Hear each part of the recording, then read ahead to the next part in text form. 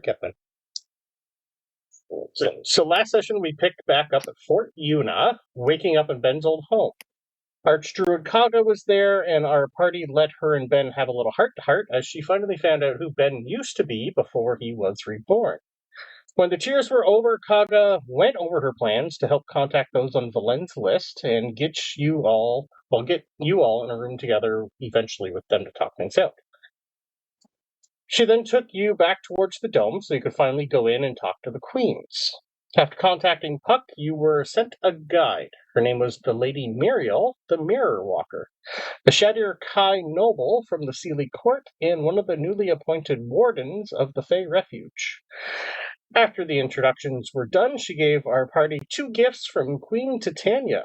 One was Alaundo, and the other was a very pretty lady named Lady Illustrial Silverhand. It seems that she was saved from the destruction of her home world by the Fae, and now able to leave the dome. Alaundo then caught our party up with a bit what was going on inside, and that Illustrial was Lariel's sister. Lariel was elated when she heard the news from Talos that her sister was alive and told her to sit tight. Alaundo then told you that he would stay with the Vardo and Yarn Spinner, as it wasn't a good idea to bring him back inside the dome, and that you really should have dropped him off by now.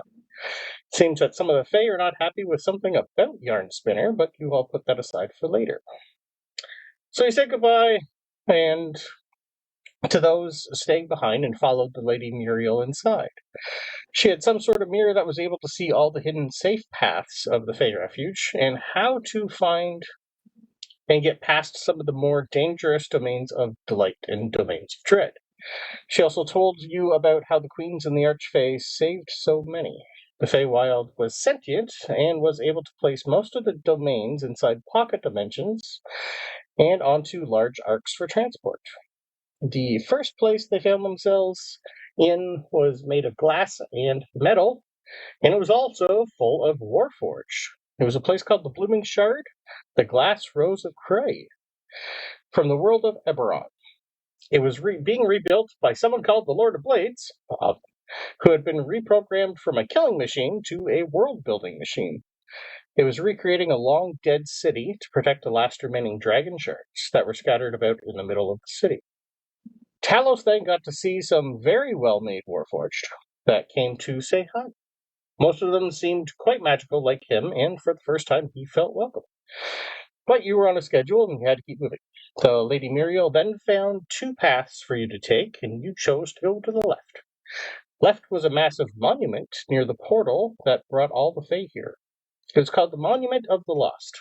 Inscribed were the names of all those that were lost when the Feywild was destroyed. You then saw a flash as one of the names vanished from the monument, and a very old, naked gnome was reborn right in front of all of you. He was covered in ancient runic tattoos, and when he took his first breath, he looked around and asked everybody where he was, who they were, and who he was. After introductions were made, they could tell right away he was no ordinary reborn. For starters, he had magic. A lot of magic. He had no idea how he did things, but you all saw him do some things that someone only has studied for years can master. He could also see magic and could tell what everyone was carrying. He had some sort of true sight that no one, not even the Lady Muriel, could figure out. He then looked at Francisco's ring and asked him what the hell it was. It was the ring of the Orator, and so the gnome took the name Orator until he could remember his own. He then decided it was best to stay with the rest of the group and also meet these queens in hopes that they could figure out what the hell is going on. That's where our session ended, and we are back up. So, before you guys move on, was there anything you guys wanted to discuss or go with?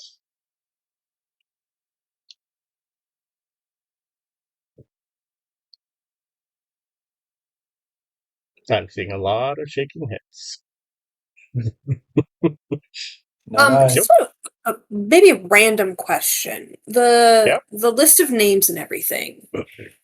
If I take it just a minute to look at it, do we see either Mab or Dora's names on there? On the list of which names? Sorry, the ones that came through. The monument. Oh, on the monument. Yeah. Okay. I will take a... How long are you going to spend? However long they're finishing their conversation before they move on, I'll linger behind maybe Just a 5 straight minutes. investigate. Okay, then a Yeah, straight just one investigation then. yeah. Okay. 5 minutes is enough to not have it at disadvantage because you're not. Okay. It's just a quick glance. Good. Inspired by that, I'm going to look for anything that Tooth would identify as like Minotaur names. Ooh, investigation with disadvantage. There's a lot of names on here, and it's quite big. And I'm just gonna lucky that. Try that again. Okay. Oh, so that's much a better. 2. That's a 2, actually. I had originally also rolled a 2, but Okay. That's a 2. Most of this is in Elvish and Sylvan. Do you speak either of those? No. It is all gobbledygook to you, sir. Nothing. You don't even see a name that you recognize or lettering you recognize. Nope. I got a 30. Oh, okay. Then no, you don't see their names at all. R.I.P. Okay. Which is a good thing. Is that is that high enough to maybe try and help Tooth a little bit there? Like anything that sounds like Prex. Absolutely. Because I don't know any other Minotaur names. With a 30. Sabryn, What are you looking for, honey? this is a lot of Elven. I know how to count to 3 in Elven. That's great. Yeah. I don't know this though. Okay, I can read it. It's okay. Right. What are we looking for? I was just curious if any Minotaur names. The Minotaur and the Fae, I don't know if they're similar to the ones from here. Or, I don't know. Okay. Give me a history roll first, please. Sure.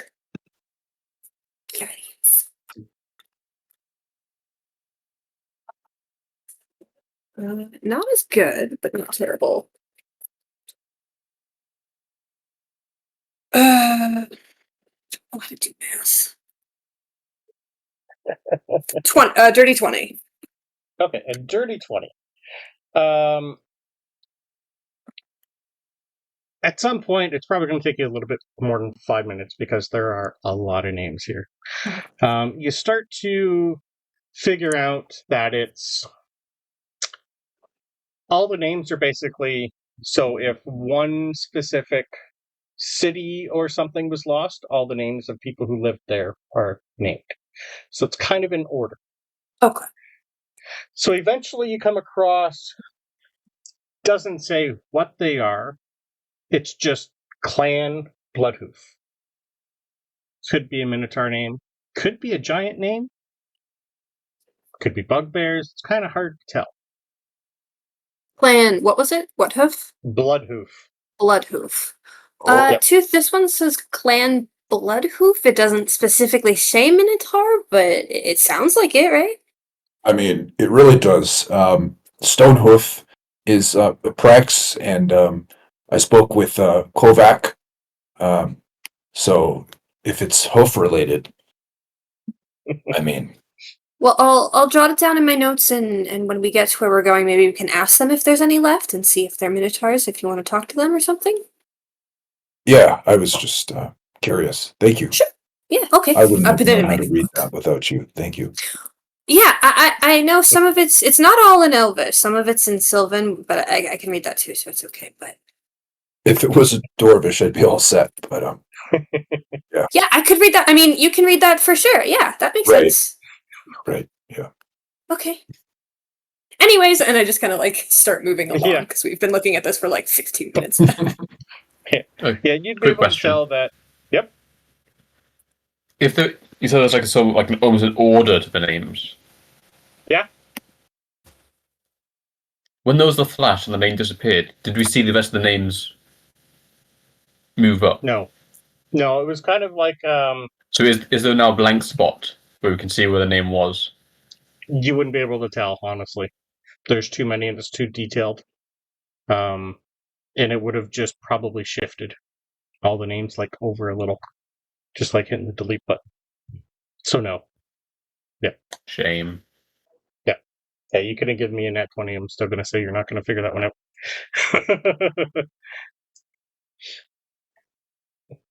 Technically, you should know. Well, Wade should know. Your character I've not figured it out. doesn't. You Sorry. haven't figured it out yet? Oh. Said the name twice already to you. Okay. Alright. Well, at some point, you see the Lady Muriel. She's been walking around with her mirror for a bit, trying to find the exit. And she seems to be having a hard time. But after you guys take time to look at the monument, she basically finally just snaps her fingers and goes, "Found it! It's a weird one." Okay. I don't really have a lot of information about this one. I think we only have one more place to visit before we can get to our destination. My mirror isn't showing me anything except for a large, open, lush field surrounded by a forest. It seems peaceful, but I think you should still be on your guard. And she's going to like poke Orator in the belly and just say, "And you should, well, just watch and listen until you get your legs under you, I think. It might be best. Don't touch anything. Please." He's just going to laugh and go, "What kind of things could I get into? I've only been alive for, 15 minutes? I can't screw anything that bad up, can I?" He's got like a big smile on his face. Okay. Right.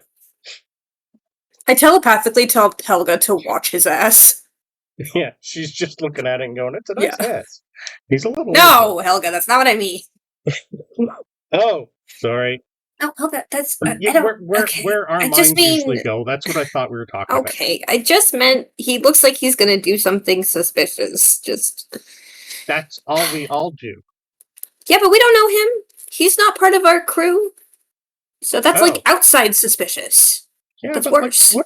he was kind of, born like you, just with more magic than you. It's weird. This is... Right? I try to like cut off the connection, but it doesn't do anything, and I'm just It like doesn't sputtering work. in our head, like just offended. Oh, this place sounds fun. So, as you guys get near the Lady Muriel, she pretty much just looks and says, "Looks great. I don't know."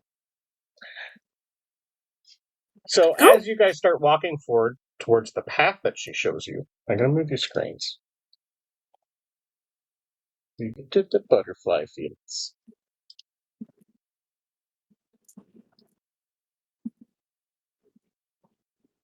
So as you enter as soon as she comes through, her mirror, almost like your book, starts filling her in on what she sees. Apparently it's called the butterfly fields. Ugh. Seems they haven't heard of the time dilation magic is deceased. I can feel it all around us. Sorry guys, I can't guarantee how long it's gonna have been when we left this place. Yeah. Just this part of the realm, or the entire dome? No, everything else has been fine. It's just here, Okay. so I'll let them know. Gotcha. But let's try to get out of here nice and fast, but be courteous and all that. So as you guys all walk in, can I please have con saves? You do not want nat ones today, by the way. Nat ones are bad today. Very bad. Good thing I Is this a can't metal- roll them. Is this a magical 12. effect? No. Well, technically, it's a layer action. I'll say it was a no then. So I'm going to say no. That's a good thing you started off with it. No nat 1 so far. Nat 1s today. The first time you get a nat 1, it's not terrible. If you get 2 nat 1s today, you permanently lose death save. Don't roll 1s today, people. This place is weird. So, who didn't get over an 18? No, he got a 12. Okay. Dan, This I actually have place- a question. Just Absolutely. because if the... Now, I can't roll nat ones, right? Unless I rolled 2 in a row, right? 'Cause you're a halfling. Right, because I was a former halfling. My question, however, is I have Yep. advantage on things regarding death saves. Yep. So if the loss is losing a death save, and I would normally have advantage, do I have advantage on the con save? If that's the consequence? If you still roll an at 1, though, on your second one from Lucky, I'm still going to say no. So if no. you rolled Okay, an at just 1, checking. yeah, I don't think so. This one's a little weird because it's more of like a layer action. Yeah. You'll find out why later. So Francisco, Sabryn, Tooth. What did Pretzels get for con save? 19. 19. Beautiful. Okay. So we'll deal with that in a sec. So as you step forward, the world shifts like the turning of a page in a story that you don't remember. The air is thick with warmth and golden light, caught in eternal honeydewed twilight. Rolling hills of wildflowers stretch as far as the eye can see. Red, velvet, teal, colors no mortal tongue could name. The ground beneath you is soft and color-shifting grass, its hues silently shifting gently with your emotions. So whatever your emotions are today on your players, on your characters, that's what color things are going to be around you. So if you feel like crap, they might go a deep purple, deep blue, sad blue, or perfectly black. If you're feeling great, it might be a nice warm color. But everything around you today is going to be changing based on your mood. Just for you. It could be one color for one person, one color for a different person. Yep. So, time feels distant here. It's like you feel like you're being watched from behind a curtain, and whatever's behind there is amused. This place is definitely alive somehow. These are the butterfly fields, and this place has the butterfly effect as a layer action. So, the field effects are weird. Those who failed to save today, I need you to roll me a d6. It's an 18 save. You failed it. Anything under an 18, I need you to roll me a d6, please.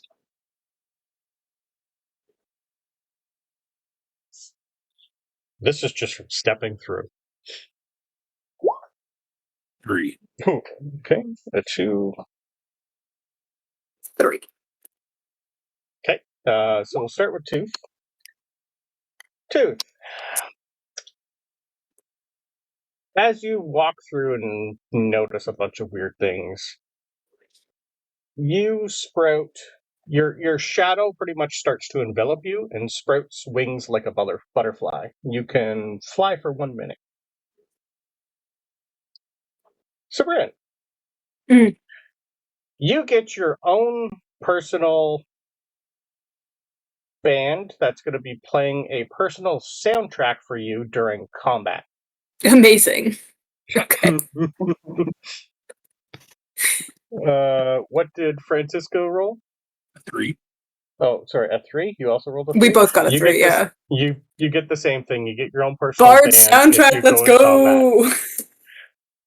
Love it. I've never heard that before. It's so fun. That is just one of the butterfly-driven effects here.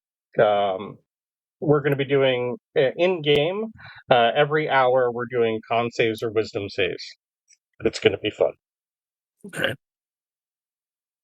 So, yours all last for until you take a long rest for the player. So you basically have your own personal butterfly band flying behind you all day now. They're like getting ready for you to do something. Like they're mid-strum, they're a full band. Bum, bum, bum, bum. Yeah. Bum, bum, If bum, you bum. have like heavy emotions, the violin is going to start to play. If you have internal thoughts, they're going to be vocals from the band inside your head saying them for you. Oh, we're gonna get canceled, Francisco. Right? You should have known better. I know. So, Brenda, can I roll an insight check on my wings? yes, please do. I'd like to know what they're up to. Are they on my team here? That's a 6. They seem to be extremely happy that they're going to carry you around for 1 minute. Yep. Okay. It's you. It's your shadow. It's like having your shadow pick you up and fly you around for a minute. It's a weird one, like I said. Hey, look at this. Look, Hmm? look at this. Hmm? Look at me. Oh, okay. Tooth's going to do a very Me? slow barrel roll. Internal thought already. That fairy man. Look at Toothy's butt, come a little fairy. I lean over This is to Ben and I just go, "You can kind of fly, right? You like float? Can you if he like flies off, could you get him? Like, I think you're muted. You're- The Feywild muted you. Oh no. That was an option. I have the broom, so if I need to, Oh, okay. good. Talos can fly. Okay. I never remember Talos can fly. I always just That's assume okay. Ben can because he's It's fine, corporeal it's new- and it's new corporeal. feature. I'll fly, but I never thought Uh, I'd do this. You're doing great.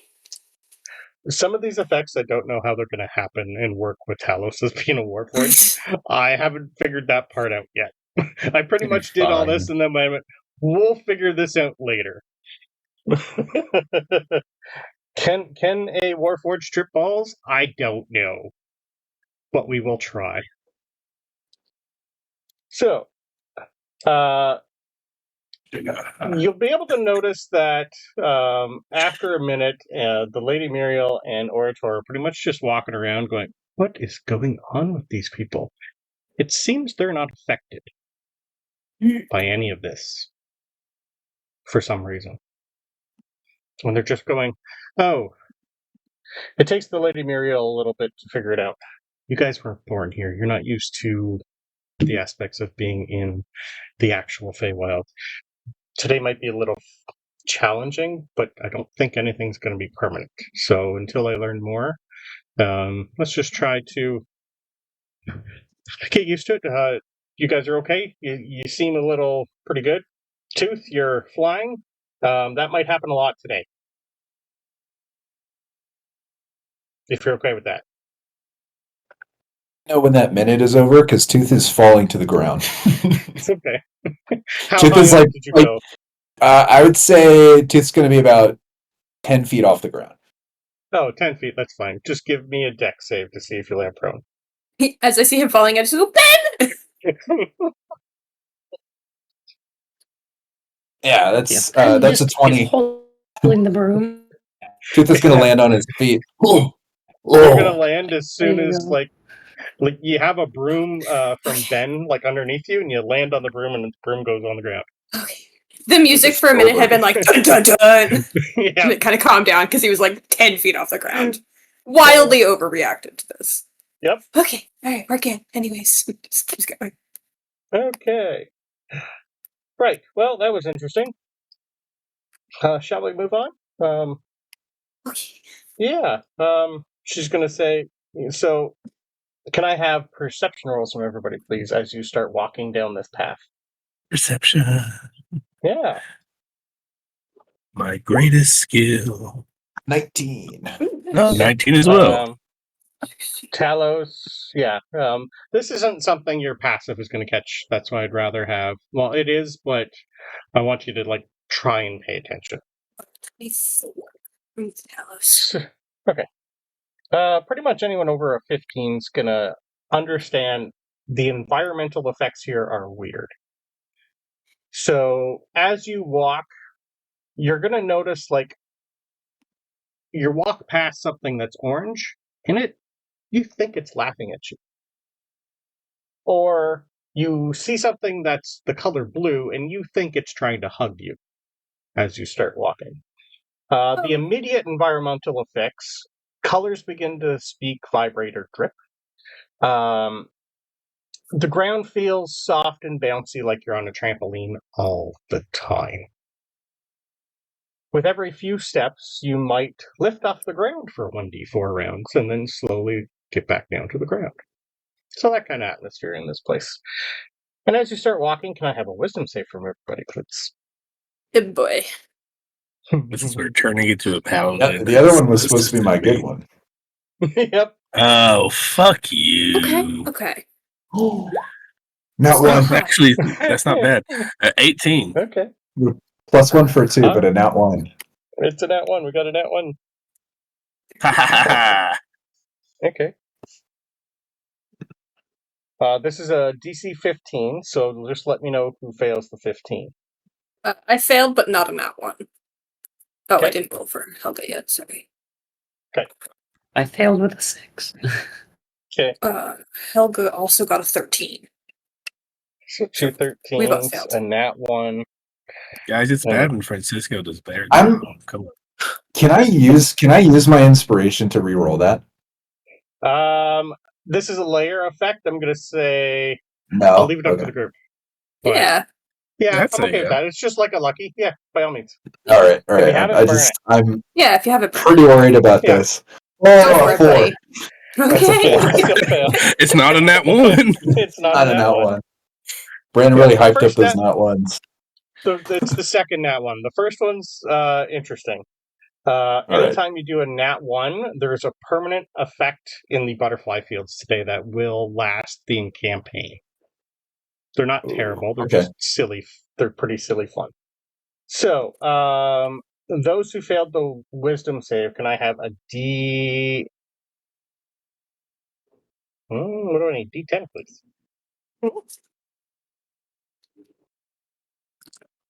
This would be the first 2 saves for a while. Kind of. It's just getting used to the place. So 8, another 8, a 3, and a 1. We'll do the 8s. Something about this place, you're not too sure what it is, but for those who rolled an 8, so Ben and Tooth, you guys start to feel,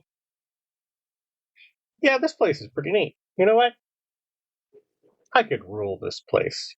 I could make this place my own. You believe that you are a Fey noble and insist on being treated as such. On a good note, you gain advantage on persuasion, but disadvantage on investigation and arcana due to intense delusion. You're straight up gaslighting yourself right now. This is going to last for 1d4 minutes. So roll me a d4. This is just a minor one. Okay.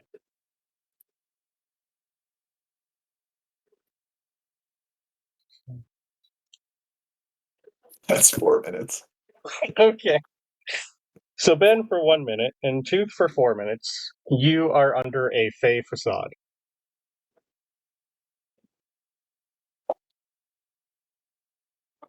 And now, what did the other Sabryn and? I got a 3, Helga got a 1. Okay. Helga is in the middle of lying on the floor laughing to death. She's Sure. incapacitated and prone for 1 minute until she takes damage. She's in a laughter pollen. Okay. Afterward, she's going to get the giggles. Everyone starts saying something with the letter B. B? B. Bro. Bruh, She's let's just go. giggling, giggling. This entire time she's going to be giggling. This one, Come on, thankfully, behave. only lasts for a minute.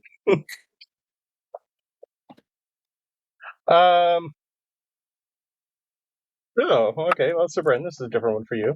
Reversed tongue. Your words come out backwards. Casting verbal spells requires a DC 15 intelligence check.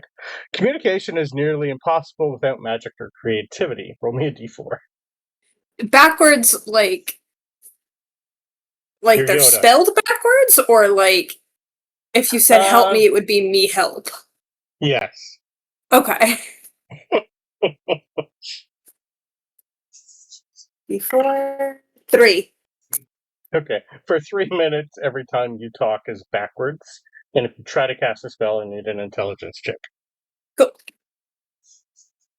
So limiting yourself to one word at a time, I think is probably good. Oh, I was gonna write shit out, but I can do that too. It's up to you. It's only 4 minutes. You're not going to hit anything decent for 3 minutes. Yeah, So it's that's literally the first 5 minutes you guys come in here when you haven't gone anywhere. Is it possible? Is possible to tell? Is someone casting this stuff at us, or is this just like No, ambient of just being here? this is just the environment doing it to you. Yeah, Why are you all such fuck up? This is actually like what the Feywild will eventually be full time. Tooth is going to look over to... Is it Lady Mirabelle with us? Lady Muriel, yeah, she's just Lady Muriel, her and sorry. Orator are looking at each other and just going, hopefully this doesn't go that long when they acclimatize. While they're talking to each other, Tooth's going to go... Yes, Tooth. Hi. Why the grass is not moving out of my way? Look, Right. Did you... I'm walking and I'm stepping on grass. Right. Orator's just going to look at her and go, I got this. And he's going to go right on the ground and, like, you're going to see him, like, almost shrink to the grass size. You've never seen him do this before. And he's just going to start, like, grabbing, like, some sort of weapon and just start one blade at a time, cutting a path for you. But he's going quick. Chivalry's not dead. He's going to walk behind him. Okay. He's standing a little taller. Yeah. And after this finally lapses for you, Orator's just going to come up and go, good. Did you get that out of yourself there, lad? You good? What?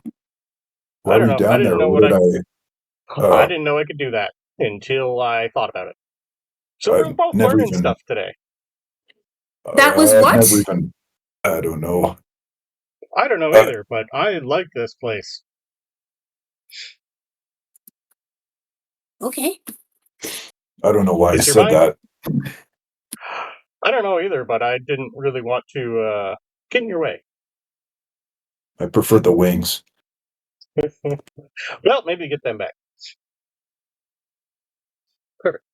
So as you guys finally settle back into what seems to be normality for you guys, you start walking down a path. Who wants to be in the lead? What are you doing? Or are you all going together? Francisco will go up front because he didn't fail that save. Yep. So, all right. Tour guide. Okay. I kind of I'll sidle just- over to Tooth and just go, now grass with beef, have you do?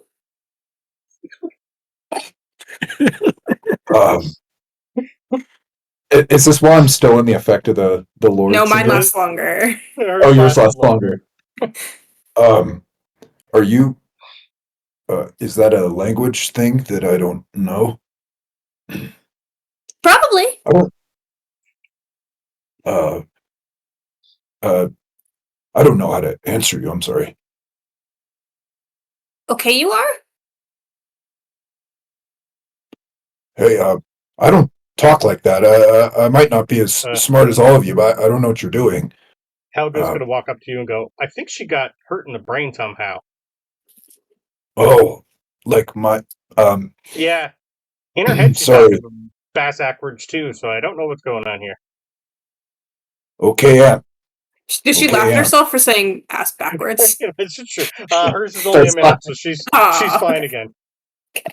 Fair enough. I don't know what's going on, but this place is weird. Are you okay? Are you having a stroke? Probably. You see that? You see that? Fine. Say more.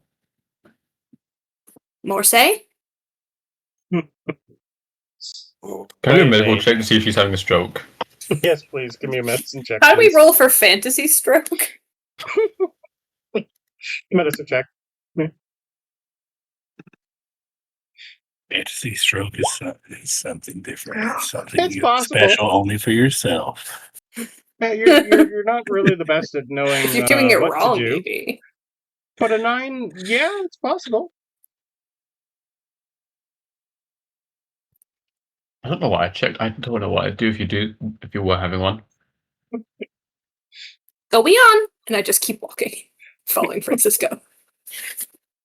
Talos, what do you think the voices in your head are talking about right now while this is all going on? One of them specifically could fill you in with all of this. They've not been that helpful so far, so I doubt they would be filling me on. He's probably just gotten used to ignoring them unless he's asking them questions directly. Okay, all right, I'm good with that. Perfect. As you guys slowly start walking down the path, finally, after the first 5 minutes and the giggling stops and everyone seems to get back to normal, you all come across something that is... A couple of you I don't think you've seen something like this before, but in Roll20, I will show you who you see. Laying on the ground, show to players. You see this creature laying on the ground, and he's like slowly being taken over by vines. Ben, you would know, and who's ever read the list of things that came through, I'll take a history roll from everyone. Ben, you already know what this is, so don't worry. Francis is going to choose to tell the history because I didn't read the list. So. Okay. There's a lot of things you didn't read, but you should have. Yeah. Dirty 20. What am I, a fucking Talos, nerd? Yeah, 27. Okay. Those of you who passed a easy 13 would know this is a fairy.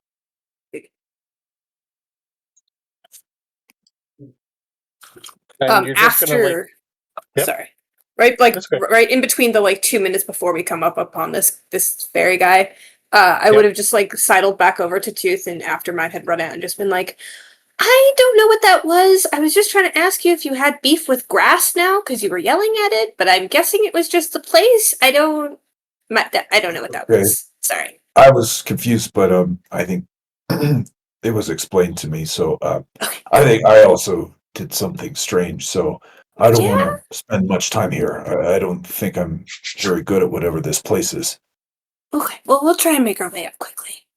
Oh, a hot guy! Just keep going. Is anyone stopping to check on this creature? I wave, but if no one else stops, I don't stop. Doesn't look like he's moving at all. Does he look like he's in danger? Kind of hard to tell unless you get up close. Tooth's gonna walk He's up. not moving. Okay. I think he's dead. Give me a quick medicine roll. A 13. Okay, and then con save, please. Oh, rip. Oh my god, that's a 9. I'm plus 7. I'm plus 7. And now D6, please. 6. Oh, okay. So, your medicine roll will let you know, as soon as you get up, check. He's got a pulse. It's very, very, very weak. You also notice all around him some sort of bioluminescent mushrooms that are growing all around him. And as soon as you get close, they kind of go poof, and you inhale them. Your con save is an interesting one. Can I now have a wisdom save, please? Me? Yep. Oh, 7. Okay. All right. You inhaled a psychedelic secreted mushroom that, it's interesting. you got the mirror sky effect. So as you look around, your friends shift, and they will see you fall to the ground beside this lovely person. And you start to see the sky reflect not stars, but your own dreams and regrets in shifting constellations. Your wisdom save that you failed means you are getting emotionally overwhelmed, and you are currently going to be imposing disadvantage on all your charisma checks for roll me a d4, please.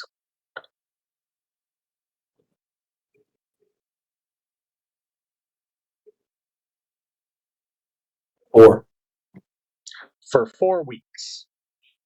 Oh, jeez. Damn. I already had a -1.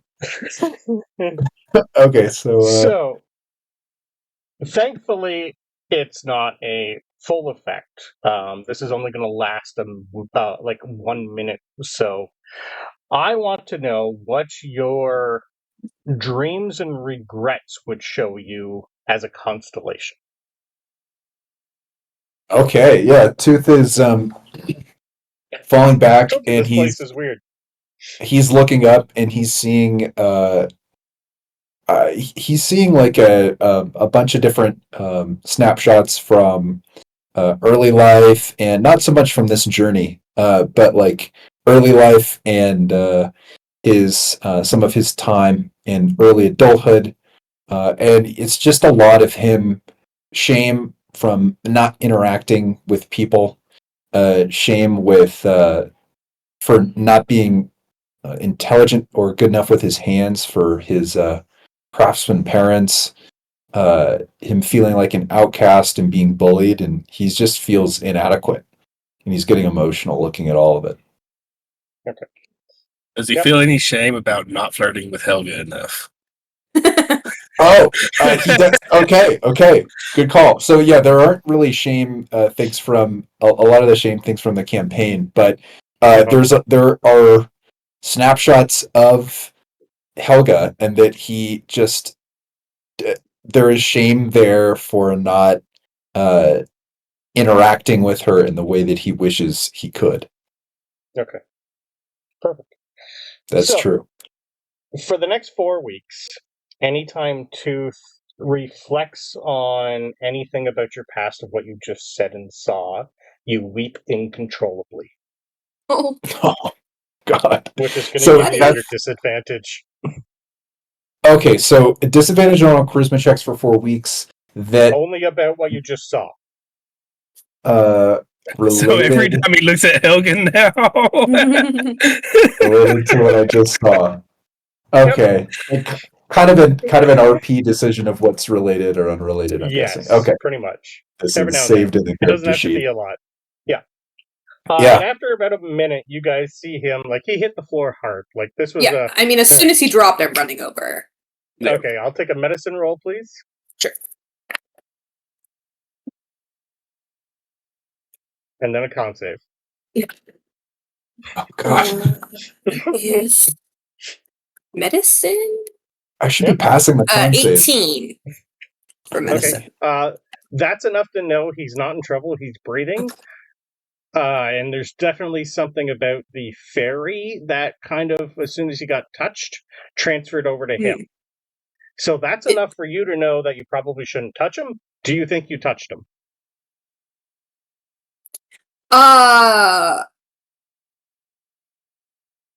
When I run over, is he like eyes open? Does he look unconscious? What is the vibe when I Sleeping. get there? Because that what? Sleeping. Sleeping? More like sleeping. Yeah. still unconscious. No, I probably don't touch him if if he looks like he's sleeping and he doesn't look injured. I would have just kind of rushed over, but Then I don't need the concept. Perfect. okay. I would have like hovered. Okay, I think he's asleep. I don't. He seems okay. Yeah. So Lady Muriel's just like. Francisco, we don't have time for this, guys. What the fuck? Francisco's gonna cast Create Water Okay. over Tooth and splash him And probably the dude too, but Okay. but yeah, just You would notice the dude doesn't move. yeah. I'm just saying it probably hits the dude too, but my goal's Okay. Tooth. Okay. Perfect. Tooth, that'll help bring you up because you just inhaled something that's been around him for a while. You'd be able to tell it takes a long time for the amount of vines and things that are on him to grow. Sabryn, I'll take a quick investigation from you, please. Sure. Or what's your passive? But I rolled really well. It's okay, I'll take that too. Is Tooth crying right now, or is he just going to wake up?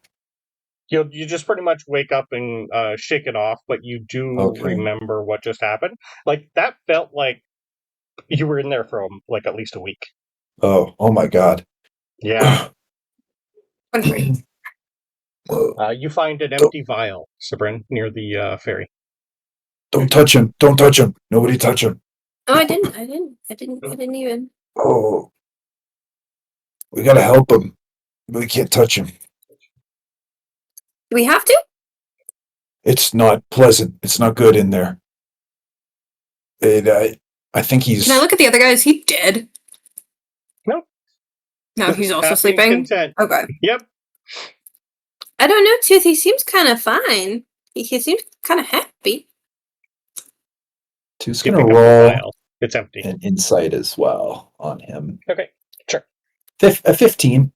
He's looking to see, like, he's trying to decide, like, should he still be in problem-solving mode, or is this okay? Okay. Once you got close to it and realized what's going on with him and all that, there is an empty vial near you. This looks self-induced.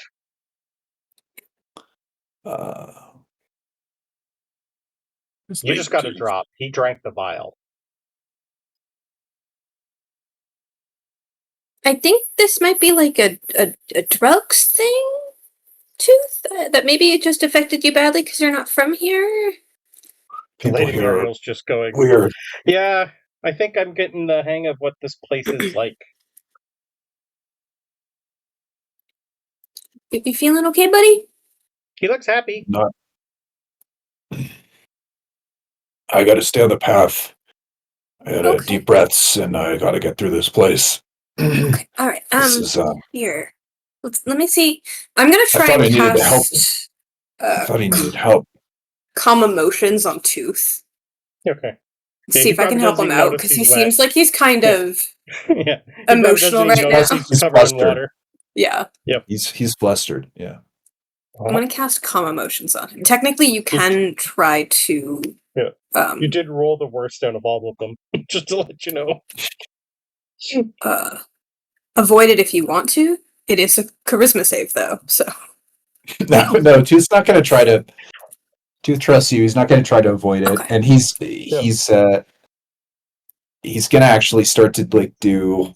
Seems like almost like meditating breathing as he walks down the path. I'm gonna keep it up for the minute just to try and get him to help him like recenter himself. Okay. Perfect. All right. Once that all situates and Tooth is semi back to normal, you definitely would see that shook up to his core a little bit. But the other guy looks quite fine. Did you want to pick up the vial or look at it? Or no? Okay, perfect. No, I'm pretty sure this is drugs. I'm good. Yeah, okay. The Lady Muriel is pretty much just going to look and go, yeah, I don't know exactly what that is, but I shall ask. He kind of looks... your investigation would notice he's got a backpack there. Looks like he's got a journal of some sort, some writing instruments. Definitely gives you an artsy type of look. Mm-hmm. Yeah. So at some point, you guys, probably another 10, 15 minutes down, you're going to know through your path, you're going to look in the distance to see what looks like some sort of city. And you will see a signpost that takes you in two different directions. There's a fork in the road. One goes to the left, one goes to the right. The one to the right says Papaloria, population 12,232. and then it changes to 12,244, 12,266. And the second says Relaxation Pond, not set up for visitors yet.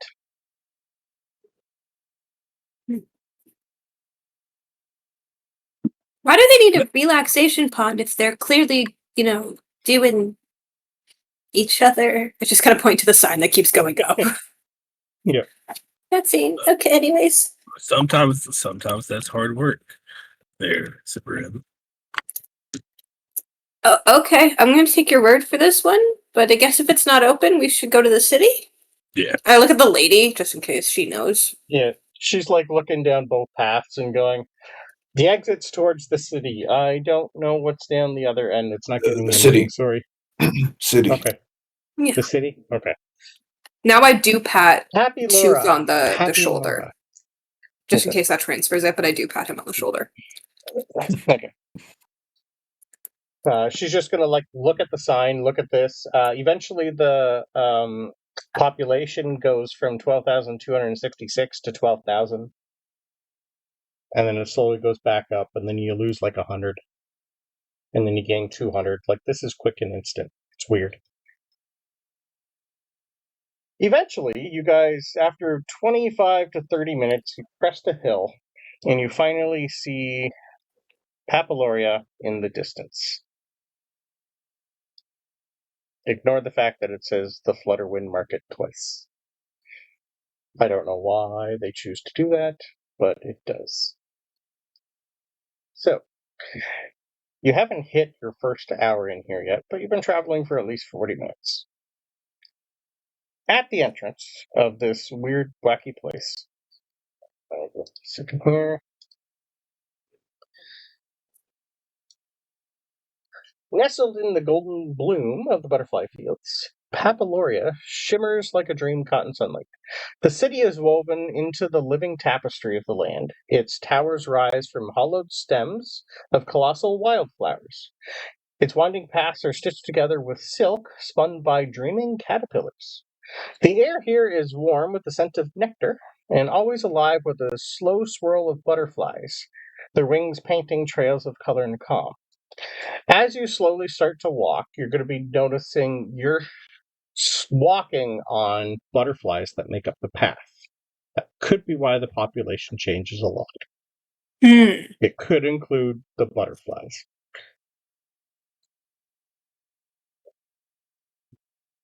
So as you guys slowly start walking, you come across something you never have seen before.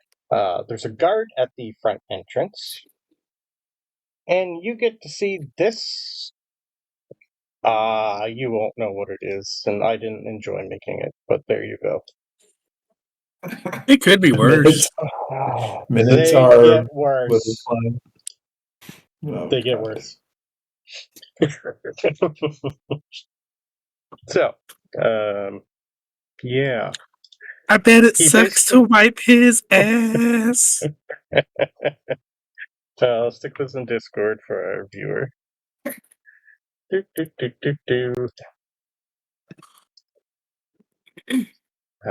lovely thing. And he pretty much just he's the size of a minotaur. He's full horse, and he's his head 7 feet high. He's a big boy. Oh, visitors. I didn't know we were having visitors. I am sorry. I would have met you whatever Fey Gate you came through. I am Sir Drixel Vainmere. What is your business here? Might I ask, who are you? We're just passing through. Getting out. Sorry, you are our first visitors. We have not been off the ark too long, so I don't know exactly who you are. Can I have your names, please? Just like a magical quill in paper comes up in front of him. I need to add it to the city register. This is a auspicious day. We're not here to stay. We're the Fey ambassadors. We're just passing through on our way to see the Queen. I don't know who that is or what you're talking about. I know who the queens are, but I don't remember hearing anything about ambassadors. I am sorry. What are your names, please? Francisco, Sabryn, Talos, Tooth, Ben, whatever her name is. Helga. So why are you and adding them Helga. to the registry? We're not staying. Oh no, that's fine. You're passing through though, so you're going to be the first villagers, like outsiders that we've seen, because you don't feel like you have came through the portal. You feel like you were born here. I can tell from the looks on your faces you're from this planet. Yeah. Mm-hmm. Ah, interesting. Well, welcome. This is fun. He's going to look at Warden Mira. Muriel, and the gnome and go, "Oh, I think you're one of the new wardens. I did hear about you. I don't know who the gnome is, but they'll give their names and all that." And Lady Muriel's pretty much just going, "Yes, these are the outside ambassadors, and we are on our way to see the queens. We were just stopping by, but we will." I think these guys might want to browse. I don't know. I'll leave that up to them. But I do need to check a few things before we can leave. You are not on my registry. So I'm going to have to talk to a few people here quickly and figure out who let you guys out already, because I did not know you were here. He's just going to look around and go, well, you will need permission from the mayor to pass through, and he is currently talking with the council of Papaloria. But yes, I can see if I can get you guys an immediate audience, if you'd like to follow. Yeah. Lead the way. Sorry, why do we need permission to be in a place we're already in? We're already here. Yes, I know you're already here, but we did not know you were coming. Like I said, we haven't been open that long, or here that long. They're having their very first meeting. We thought it'd be a while before anyone came through, so procedures aren't fully intact yet. Sorry, I apologize. But the mayor does need to see anyone who comes in or out. It is up to him whether or not you can leave. Yeah, that's not up to him. I understand. I think he just wants to meet you. He's new to the job. But the Lady Muriel's just going to look at you all and go, "We can talk our way through this. This is going to be no problem. Let's just..." Are these some of the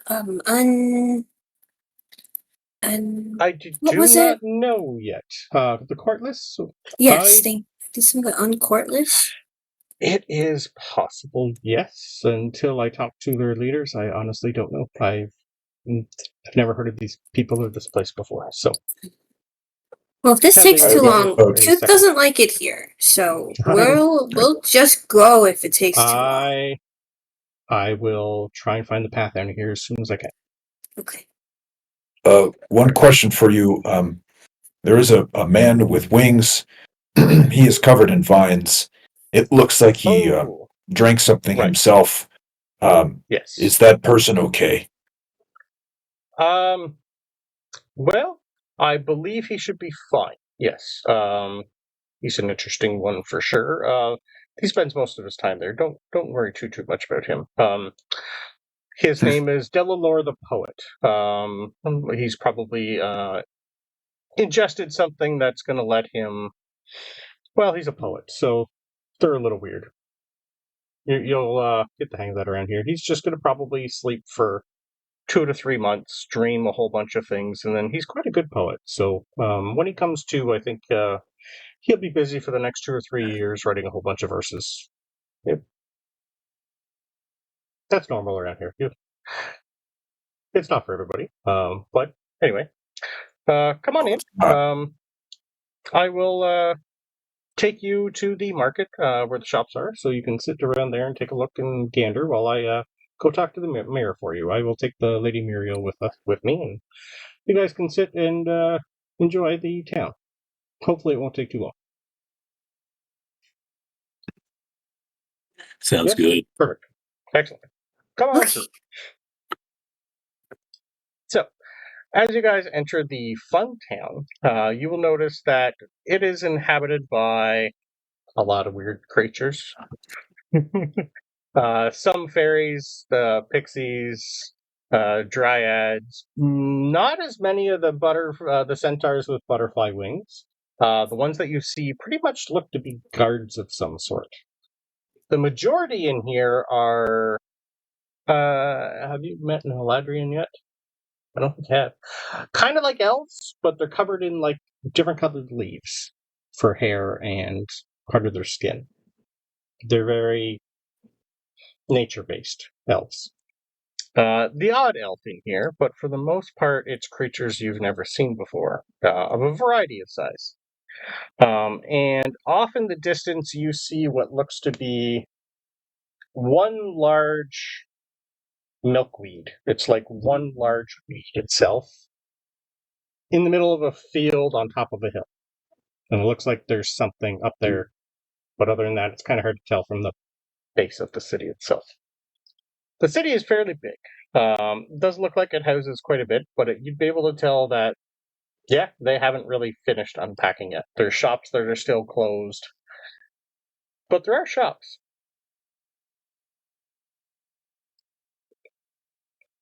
I guess we might as well look around. Okay. I stick close to Tooth, though, just in case. Okay. He looks okay. He looks like he's not trusting of anything that he's seeing right now. Yeah. All right. So, there are some of the things you're going to see here. The creatures and inhabitants. Something that looks like a butterfly swarm. It is going to come up to you guys. This thing, it's about the size of the butterfly minotaur you just met. But it is a collective of sentient butterflies that pretty much, within 5,000 voices, they all ask you who you are. Do you need anything? Are you okay? Back the fuck up. Back the fuck up. Sorry. Our bad. Literally 5,000 butterflies just back up and go, sorry, and flutter along. You'll see sentient flowers that try to give you a handshake as you walk by. I shake all of their hands. Yeah. I can't help myself. They immediately in your head just go, hello, hello, hello, hello. Hello, hello, hello, hello. You're going to see golden foxes with butterfly wings instead of tails, and it looks like they have tiny little hats on and satchels, and they're going from place to place handing out messages. Yeah, there's a bunch of weird places. You do find something that looks like an inn.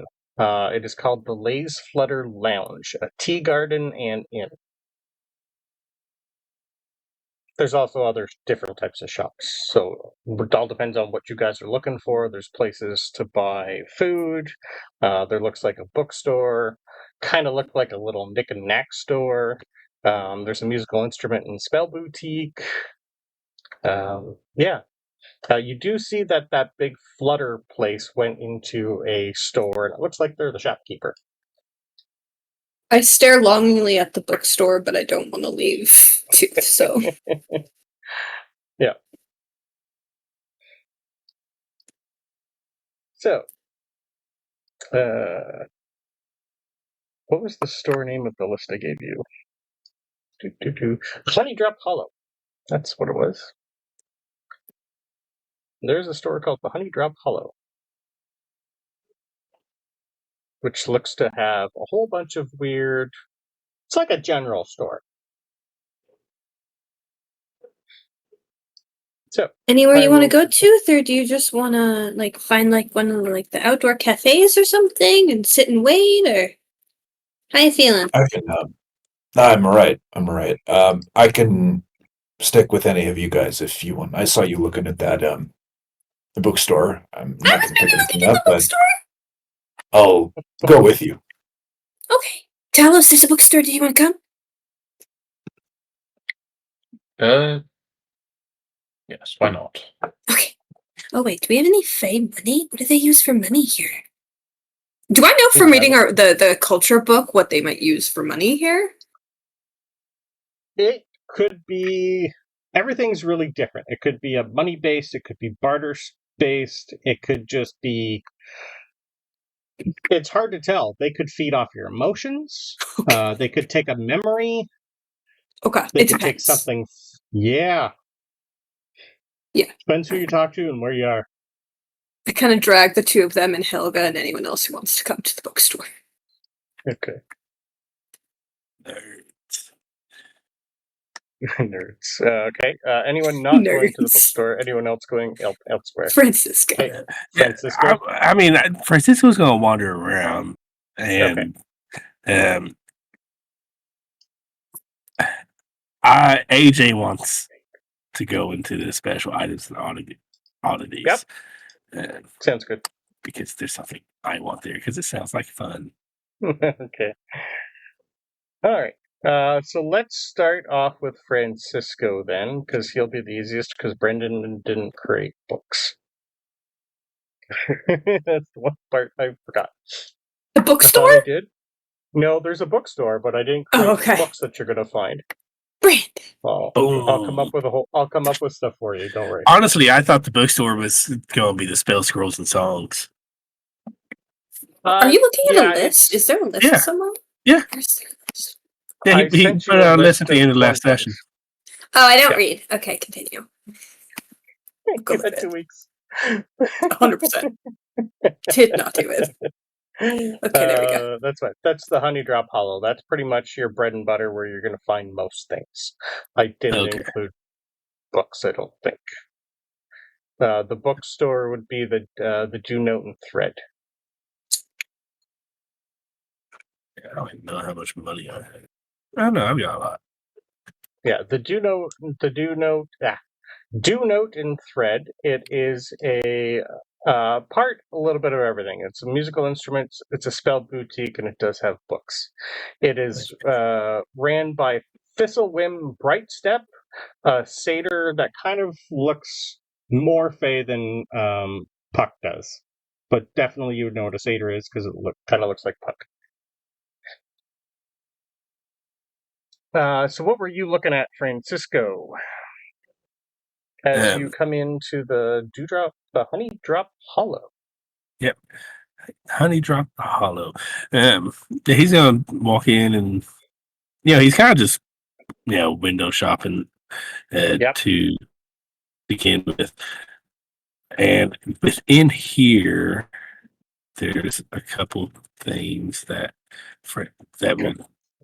AJ want. One of which is the Thistlewax bandages. Okay. Well, I'll show you your owner. Yeah. Her name is Princess Veloria. She's a tiny little pixie. Okay, I'm not a lolicon, so not Smash. Yeah. She's about 1 foot. I'm not even gonna make carrying jokes. Stuff that are a lot heavier. Yeah. Yeah. You'd also be able to tell she's quite interesting. Every time you speak, her wings change color. Interesting. Yeah. Yeah, I'll go up to her. And, Hi. Save. I'm good. How are you? I'm fine. What can I help you with? Well, you're a big one. Who are you? What are you? You're interesting. Hi. What's that? I'm new to the area. I'm just kind of trying window shopping, seeing what might be useful to me. You immediately have a list uploaded into your head. Yeah. That's what I have. Okay. Those Thistlewax bandages sound pretty nice. Oh. Yep. How many?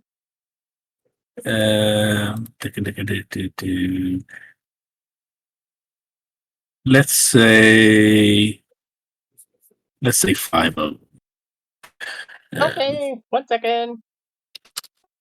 So those wraps that hum softly while healing restore 10 hit points per minute for 10 minutes per. Yeah. 40 gold each. So that would be 200. Okay. And you can write all this down yourself and create your own list in D&D Beyond. Got you. Oh damn! Hold on. Let me actually get some writing shit out here because I'm shopping. I'm shopping. Yeah, this So is for you, not me. I didn't know if you made this stuff already in D&D Beyond or not. No, I This didn't is make any of where, this. No, you just copy paste, create it yourself. got you. There's really nothing too magical in here except for the one expensive one, but that's still something you can just add on your own. I think I know the one expensive one that you're talking about, and that's why I'm really interested. What can you tell me about? What can you tell me about this right here? Pointing to the pearl, the egg, the Wim Wasp egg. The Wim Wasp egg pearl. I forgot about that one. Nope, I was thinking you're going to go for the knot of memory, but okay. Oh no, God, that's 2,000. That's so expensive. Of course, but it's kind of almost one of the better ones. Yeah, but that would use up everything. If you hadn't spent all your money on tattoos. Yeah, that would use up everything I got left. Yeah, I know. Your friends do have money you could have asked for. I don't know how much, but I can't remember exactly how much is left in your dowry. He's a rich guy. We don't have any money. I have the money, which is a terrible plan. I know, you spent most of it, and yeah, it hasn't been a month to get paid again from Porthos. Okay. Yeah. All right. Oh, the Wim Wasp egg. Eventually, I don't know how long, but the wasp egg itself, we kind of stumbled upon it a while ago. It's been sitting here for a bit, but until someone actually puts like a light under it, it doesn't start to hatch. So as long as when you want it to hatch, I think it takes about 24 hours-ish. It's basically, well, the Wim Wasp itself, it's a type of wasp that is very, well, whimsical. That's where its name comes from. When it's hatched, it will turn into like a familiar for you. It kind of likes to steal shiny things. Okay. And it can go invisible. Interesting. Yeah, let's throw that into. Okay. Good luck. And so, Francisco, just so you know, because you would know, we have like a lot of coin that's in gem form right now. If you wanted to use it, I do have it. Because it's like, it would be a lot of gold. It just hasn't been converted into gold yet. Got you. You guys haven't took the time to convert it. But they might accept the gems worth it if they accept gold anyways. Yep. Got you. Let's see. Yeah, until you get to like, if you want something from like Abigail or any hags in this place, your money will work. They don't care about money. They'll take something else. But a place that's just setting up, that is kind of like doing a hidden setup. They'll take money. Cash your ass. Yep. So if you want, just for brevity, just send me a list of things, and if you want to convert it, whatnot, we can do that and work it out. That's no problem. Like I said, I mean, if y'all want the non-memory thing, like that's just for songs, and that's it's cool, but yeah, like you can go over this, and even after we're done here, if there's something you wanted, we can just take the money off and say you got it. I'm okay, good with that. No problem. Then I'll just write down my stuff and take off the money. Okay. And if anyone else wants anything under here, just we can say that you showed up and got. Yeah, I do want something, but I can't afford it. So Francisco. Yeah, what do you want? That thread. That I think it could be it could be really useful. Because like, I'm already pretty good, but thread spool? No, the thread of the final note. I don't see that. It's at the bottom. One at the very bottom. Yep. A single-use charm when crushed during, I assume, a bard spell, because climax of a performance. The next spell cast is considered to have a +2 to its DC. Yeah, my DC is already high. If I could have one of those for like a really clutch moment, it could be really good for us. But I don't have 300 gold. And neither does Helga, because I would have stolen it from her. Yep. Okay, I will write that Choice is down. yours. Thank you. Francis, I will try to Yeah. haggle Yep. for 10% or whatever, 20% to get a lower rate as I'm bundling everything in. As you're going up and all that, yeah. You'll be able to notice this little tiny pixie. Pretty much as soon as you start speaking, she's almost like in the middle of going to get it because she knows you're going to buy it anyway. But she's carrying things like 300-400 pounds easily. It seems like she's got the ability, and she's like using her tiny little hands to pick stuff up. Gotcha. And she's like, she could move like 100 feet a second. She's that quick. Damn. Well, even still, I'll at least try to get a discount. Okay, then give me a persuasion roll. Yep.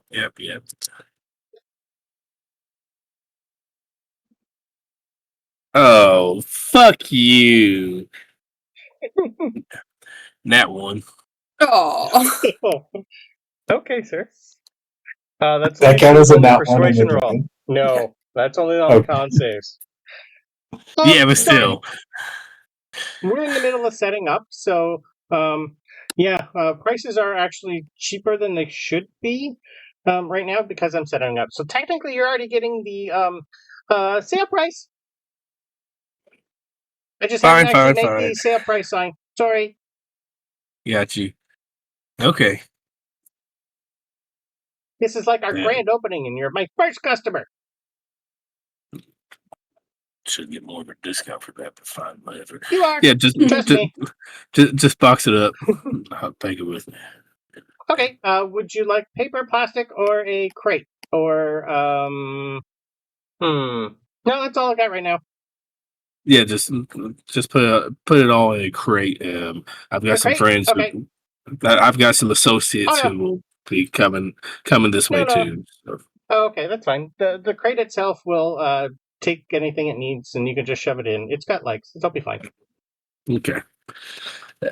Cool. So yeah, I'll my stuff will get thrown into the crate, and then whenever we meet up with, I meet up with the rest of them, and they do their shop stuff. So send me a list, guys. The crate itself is pretty much shaped like a butterfly, with legs and wings and all that. It's pretty much a butterfly chest. Gotcha. That will fly and drop it anywhere you need it to. But it does like have a 500 pound carrying capacity. So. I'm sure it'll be okay. Yeah. Is it something that's small enough that we could throw it in the hole, or is it too big? Okay. No, it'll work. Whether or not the butterfly suffocates, we'll figure that out later. Okay. So yeah. Sometimes Sabryn forgets that other things need to breathe. Okay. Yep. I will remove my stuff. I'm going to put dancing lights, I guess, on the wasp bag just to kind of give it some light. Okay. At some point, she would ask you, like, "Where are you guys going?" Off to see the queen. Which one? Queens, both. Oh, well, while you're there, tell Mom I said hi. Which one's your mom? Queen Titania. She little like you? No, she's a much bigger. That's better. Yeah. Okay. What was your name again? Queen Valoria. You're Queen Valoria? Sorry, Princess. I had Queen in my head. Yeah. Yes. You'd be able to tell every time you speak, everything changes. She's not going to tell you, but she has the ability to tell when someone's lying to her. I haven't lied to her. I know. You haven't. That's why her wings have been nice. Okay. Her colors shift based on people's truths. Interesting. Yeah, she's a fun one. So yeah, and I'll go and meet up with the others probably when they finish their shopping. Okay. Is there anything specific you guys are looking for? Yep. Really quick mechanical question for first for the nectar nibbles, which by the way, the nectar nibbles are a steal. 1 silver Yes, piece they each. Is there a limit? How would that work in combat? Would Tooth take a handful of 5? One at Would a they have to time. be one at a time? Okay, They're going to be that's treated fine. like a good berry. You can one at a time per action. One at a time per action. That makes sense. The Thistle Wax bandages are an out of action item. I'm assuming, like post, like a. Can that be something in combat or? Sorry, I meant out of combat. No, that'll be an out of combat. Like you can put it on; it'll restore Yeah. 10 hit points. Right. Well, technically, it would be an action to put them on. 10 hit points per minute for 10 minutes. No, you could do that in combat. I'm okay with that. Yeah. Okay. Last that's question 10 is per minute, though, so you'd only get 10 pretty much per combat. Because combats don't go through 10 rounds rarely. But it's still a free 10 hit points, yeah. And that would be if you got knocked out, that would heal you to full. Well, that would heal you to 10, so that would get rid of your death save. Maybe. Yeah, I was thinking of it rounds of more of like combat. an out of combat move, but Or you could put it on before you get into combat if you already know what's going to happen too. yeah. Yep. Yep. And the last one is the Drowsy Dew Nectar. So the use that Tooth would have in mind for it is like a non violence approach of applying it to his quarterstaff. But the question with that one is that like, how many uses does it have per vial? Would he have to take an action to apply it? At 75 gold per, I'm going to say the vial's going to have at least, I'd say 5 charges, like a D6 worth of charges. We'll say 5. Okay. It's going to make it easy. Yeah. Yep. And it would require like an action, prepare for combat, or an action during combat to apply it to a weapon. Definitely an action. Yeah, because that'd be opening it and pouring it. Yep. Okay, cool. I'll send you my list. Okay, cool. Yeah, there's a lot of weird stuff in here. And, well, fun stuff, I should say. This is the fun store. Right. So, after you guys do some shopping, your next hour's hit. So I need con saves from everybody, please. Constitution saving throw. Okay. Oh, I'm good. Nat 1 Talos. 12. Oh my god. I haven't rolled anything above a 5 for all my saves. 19. No. Holy shit. 19. Okay. Yeah, Helga and I are good on this one. Okay. Ben? 25. I'm good. Ben! Oh, right. I'm still convinced that he's the secret king of this land, so just everything's fine. Yep. All right. So, Tooth again. And a Nat 1 Talos. Ooh, baby. We'll start with Tooth. Okay. I need... What chart are we now on? Did you? I don't need long-term.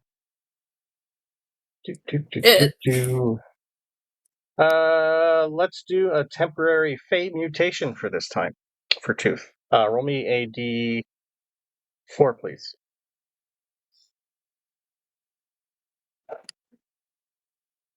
Please give me a 3. That's a 4. Oh, okay. This one's pretty good. This might help. Your breath for the next 24 hours smells like honey and causes euphoria. Okay. For me or for others? For you. Okay. So if someone's close enough and smells your breath, it smells like honey and it causes euphoric actions in them. So Tooth is kind of relaxing? Yeah. Like, kind of. Is this kind of functionally like relaxing for Tooth? He's like self-soothing, just... Yep. You're going to be breathing it all the time. So yeah, you are pretty much a 24-hour calm emotions right now. Oh my god, that's great. That's actually what he needed, so... Okay. But now we're going to the long-term magical effects. I need a D10 from Talos, please. D10. It's a 4. You feel a little weird. Like you're always a heartbeat or a second behind. You are now permanently in a time loop. You are stuck a few seconds in a time loop, always a half a heartbeat behind. Your initiative is reduced by -2. Once per long rest, you can use that time loop to re-roll a failed save or missed attack in a calming deja vu.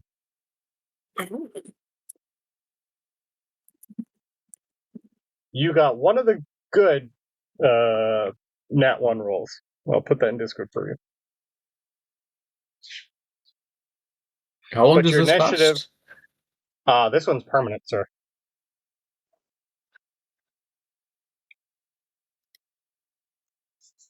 So you always have a -2 initiative. Where's this one? Nope, sorry. It's the second nat one that makes it permanent. This is permanent as long as you're in the dome. So once you get outside the dome, this will go away. So this is as long as you're inside the dome. Not a bad one. You're the only ones who failed. Okay, perfect. A question, Brandon. Now that this has happened a second time, is it possible to determine that it seems like it's on an hourly thing, or does it seem random? Just because if I can determine that it's an hourly thing, I might want to try something. But if we're still here by the next one, this is just more easy for Brandon to keep track of. Okay, so it's essentially random. Yeah, it's essentially a layer action that's going to go off every now and then. Okay. Yeah.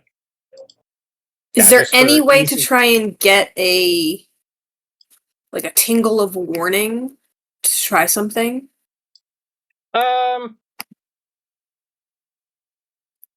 Give me an Arcana. You need to hit 25 or higher. Okay. Oh, it's cocked and it would have been so good. 25? Yep.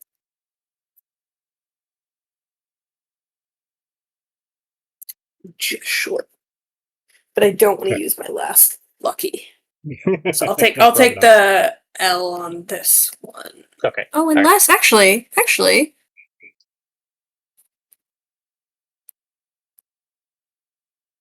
I'm gonna try to save it with the knowledge from a past life. I'm gonna try and save it. Okay, I Add a need D6. This is not a sorcerer. Oh, sorry. This is my Reborn ability. Yep. I don't roll for this one. Alright.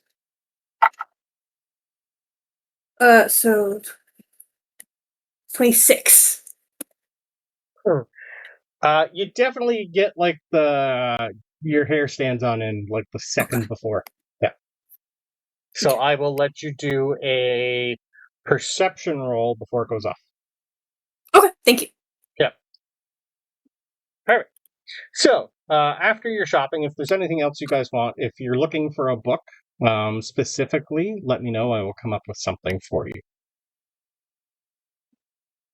If you want to go to the tea room or anything like that, or you're just gonna, you'd notice that you're sitting around for at least a half hour before the mayor finally comes out to see you. I buy whatever book seems the most interesting. I'm not looking for anything specific, just something from here that seems interesting that I can afford right now. Okay. Talos, were you looking for anything specific? Any books or spells?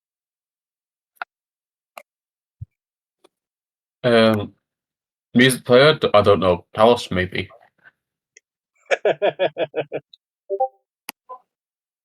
If I think of something, I'll message you later. Okay, perfect. Same with Ben. If there's anything specific you think Ben would want from this place, just let me know. I don't think Helga would want anything from this place. No, she's good.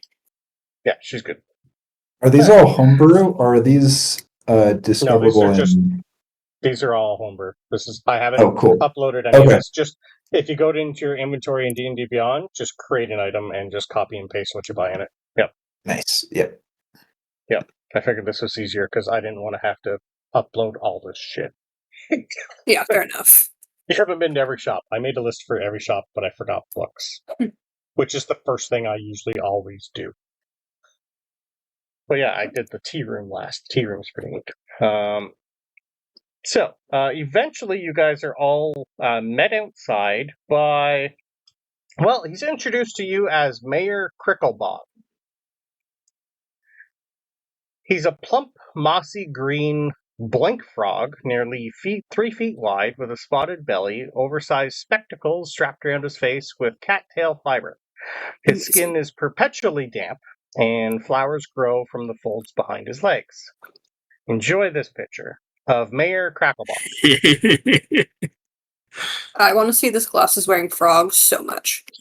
Oh my god, I love him. Right? No, you can't keep him. I want to keep him so bad. I've restrained keeping one of those little fox dudes that's running around that is 100% sentient and a real boy. But that's besides the point. I got me a new pet you'll be able to play with as long as it doesn't sting you. I'll allow it. Let him. The mayor comes out with what looks to be a few more guards with him. Sir Drixel is there, and flanking him is Sir Thorn Prismhide.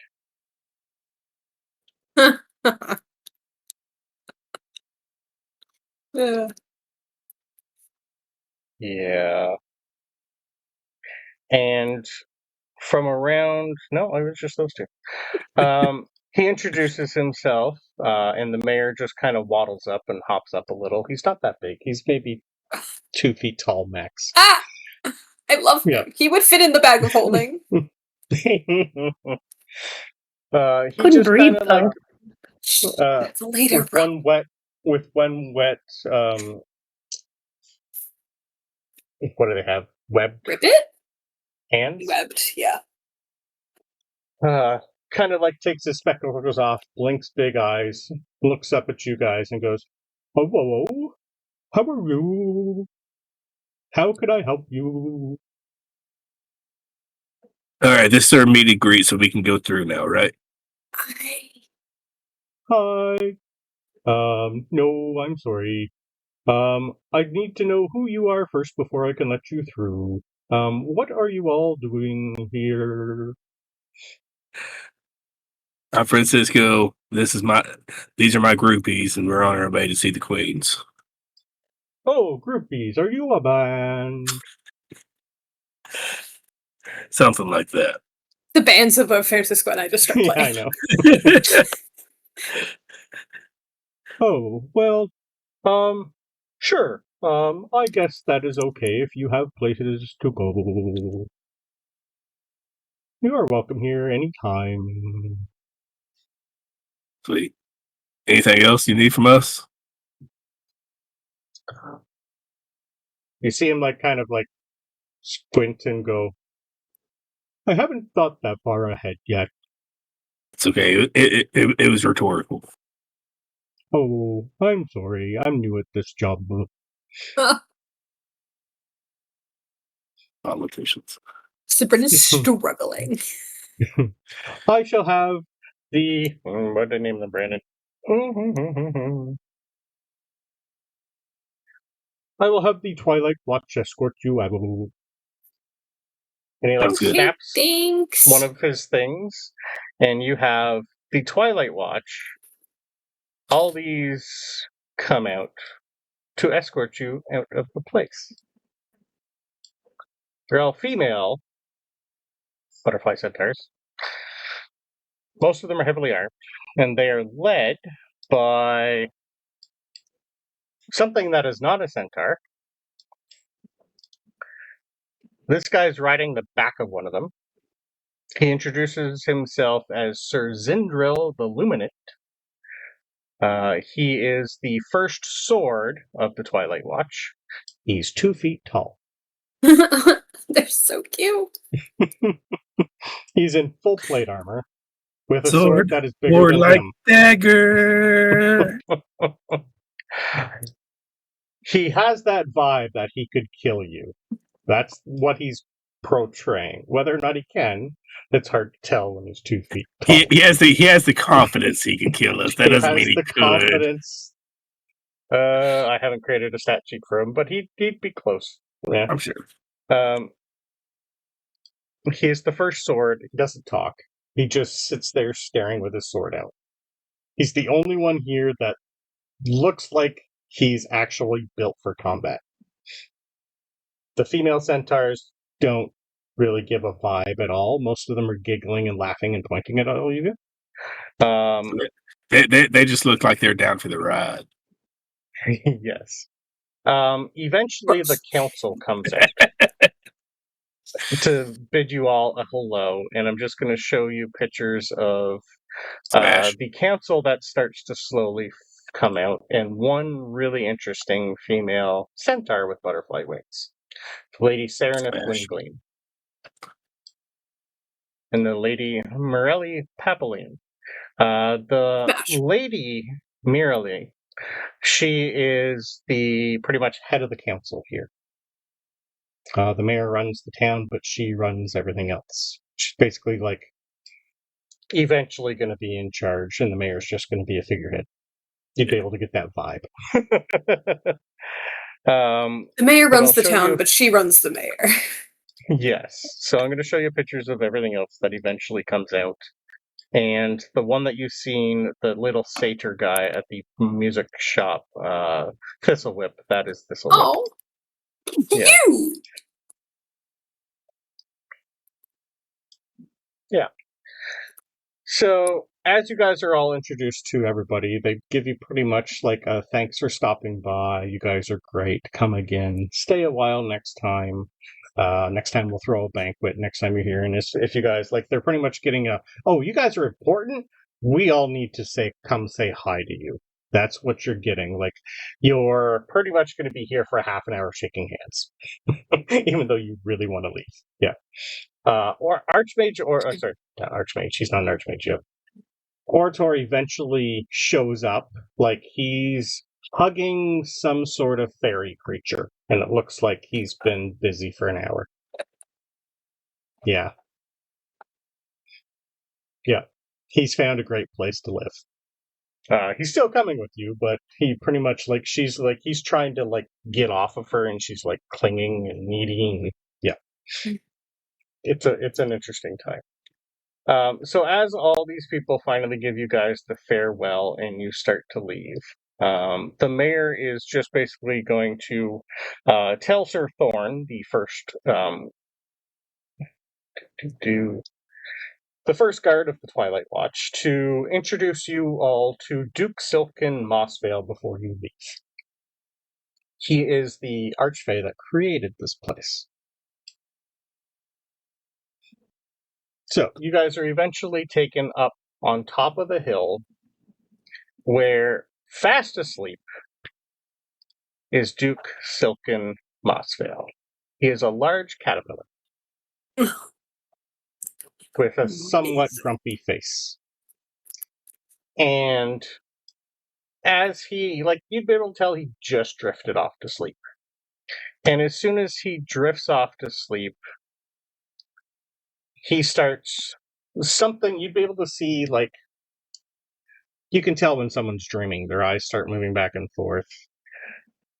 You get an image projecting of what he is dreaming, and you see him dream that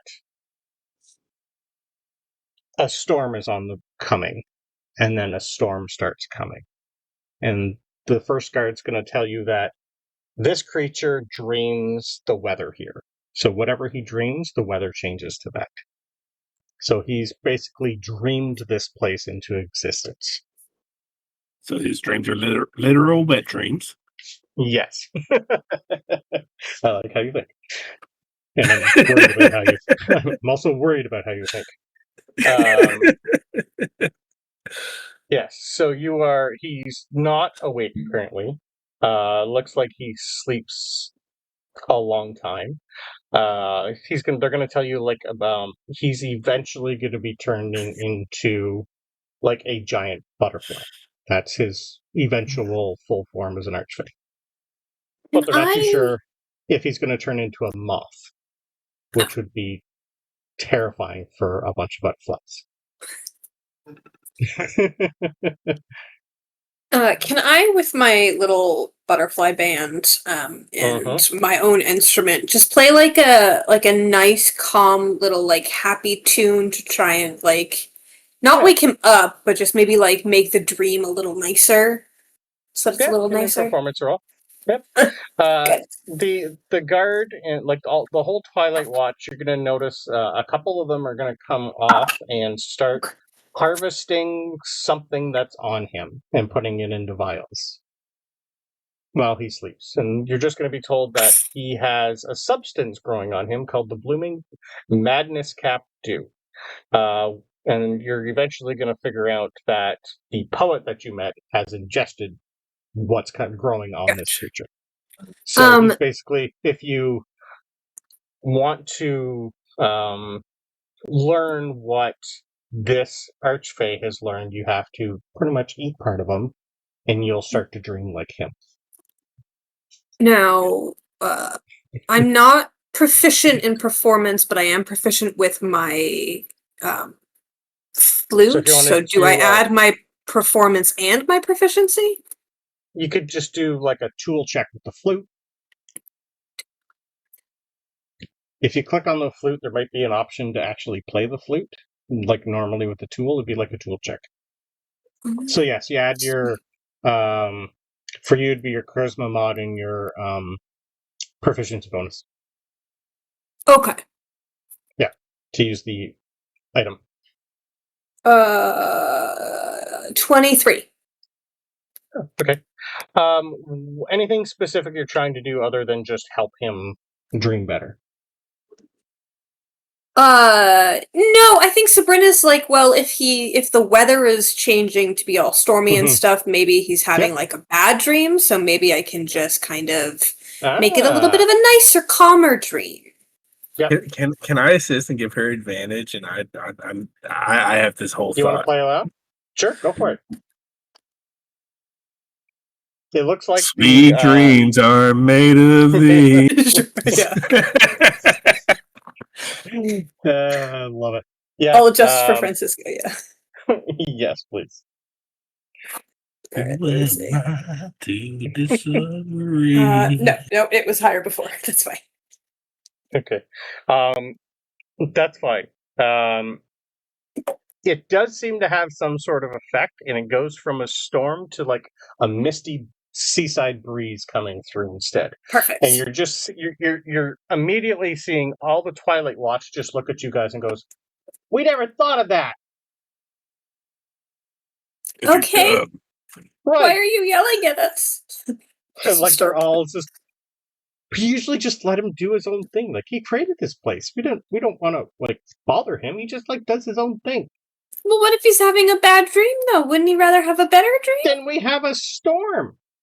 Yeah, but we don't have to have a storm right now. Storm after we leave. Well, yeah, his storms can be terrible. So yeah, thank you. Okay. Yeah. Acid rain is not fun. Okay. Acid what now? Acid what now? Yeah, what do you... Right. Let's try and get you guys in here. The Lady Mirlin is pretty much just like instantly like taking a look at this creature and she goes, I don't know how he got here. He's not on my list. Interesting. I'll have to... Like y'all can't keep track of shit. I'm new to this post, and he's not on my mirror, so either someone smuggled him in, or he snuck in. Either way. Either seems likely. Let Titania figure it out. Yeah, it was pretty chaotic at the time, right? So. Yeah. Yeah. We saved a lot more than they thought we were going to. Unfortunately, my husband didn't make it, but that's fine. That's for another time. So, let's go. I'll comfort you. Okay. Francisco. It's the internal thoughts. I know, it's internal thoughts. The music just starts going. Oh yeah.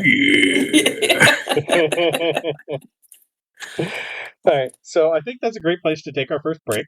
Or take our break, and then we'll come back with the other thing I have planned, which is going to be interesting. Cool. Nice. Yep. Hope you enjoyed Paladin. I Paladin. liked it. I did. Tooth did not. Tooth did No, not. We could have spent the entire session here, but there's so much. Eventually, if you decide to go back, we can.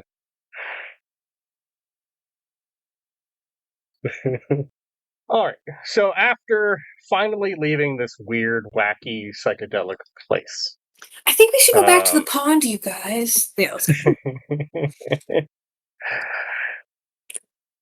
It does take at least another 40 minutes before you get out of it. So I need first a perception roll from Sabryn. Yes. Okay. This will be, hopefully, maybe I get another nat 1 from Talos, because then I can give him something weird, wacky, and fun. And con saves from the rest of you. Okay. 19? Okay, you needed the 25 again. Oh, to notice? Okay. Yeah, to notice, sorry. No. I would have to roll a 6 on a d6, and I don't want to use my last. Okay. So I'll just leave it. Okay. I was going to try and command Tooth to succeed and see if it worked. Yep. Some of the layer actions for the that one's one of the legendary things for that save. But the rest is just an 18 just for he's an archfey, but he's the newer archfey, so he's only got an 18 save. Yeah. Well failed. Not a 1, but well failed. Ooh, nat 20 from Talos. Nat 20 from Helga. This is con? Yeah, another con save. 9 from Oh my me. god. An 11. I gotta get out of this place now. Every single con or wisdom save has been under a 5 on the dice. Okay. Did we get one from Pretzels? Are you back? Oh, almost in that one. Went to a 13. Perfect. And got Well. All right. So whoever failed, I need. What is our last one here? What number do we need here? We are now at.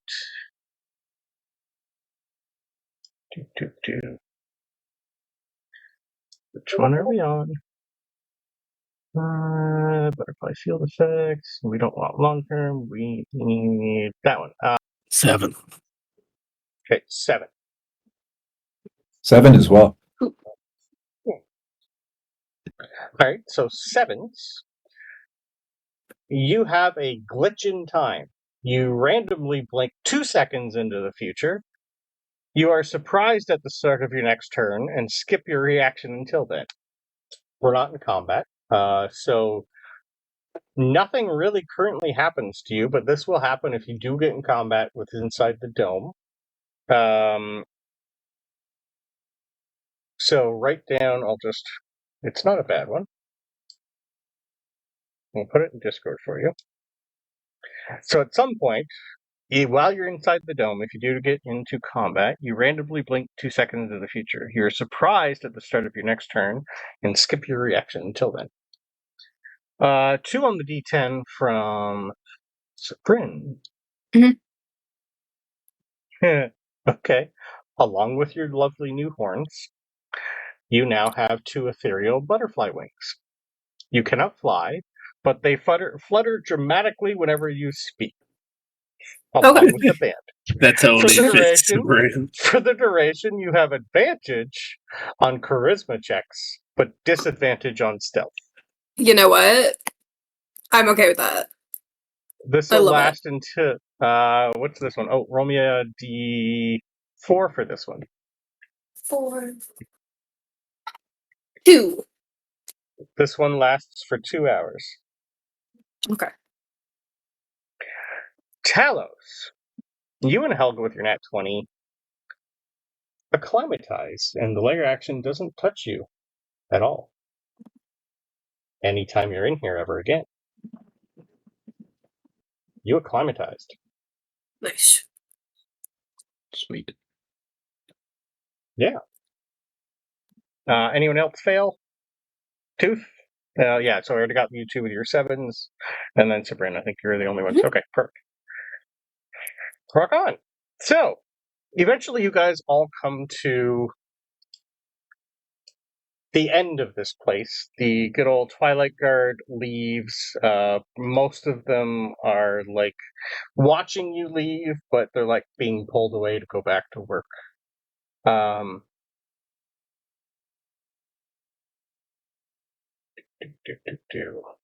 need someone to roll me a d6, please. 2.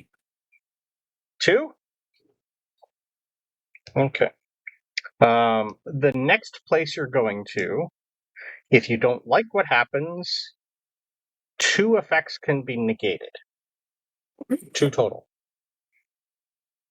We're having 6 rounds, and I'll tell you what's going to happen, but out of all of you, you're still going to need to roll, but if there's 2 effects that you don't like, you can negate 2 of them. Each person or just in total? In total. So, at some point, you guys are all leave, and you come across an area that pretty much you go immediately from this grand forest, butterflies everywhere, to just a dirt road. And then as soon as you guys leave and turn around, you can't see what was behind you. It's just dirt road on the front, dirt road in behind. And you start to feel, as you walk 5 feet, another 5 feet, you're pretty much in rows of corn all around you. You're in a cornfield. And the Lady Marilyn, not Marilyn, but whatever I called her. I have like 3 Marilyn. I have like 5 characters that start with Kara. It's ridiculous. The Lady Muriel kind of like looks at her mirror and looks at you guys and goes, "Oh, interesting. That was seamless. I didn't even feel anything, but can I have perception rolls from everybody?" Ooh. Your passive will work as long as it's over a 20. 24.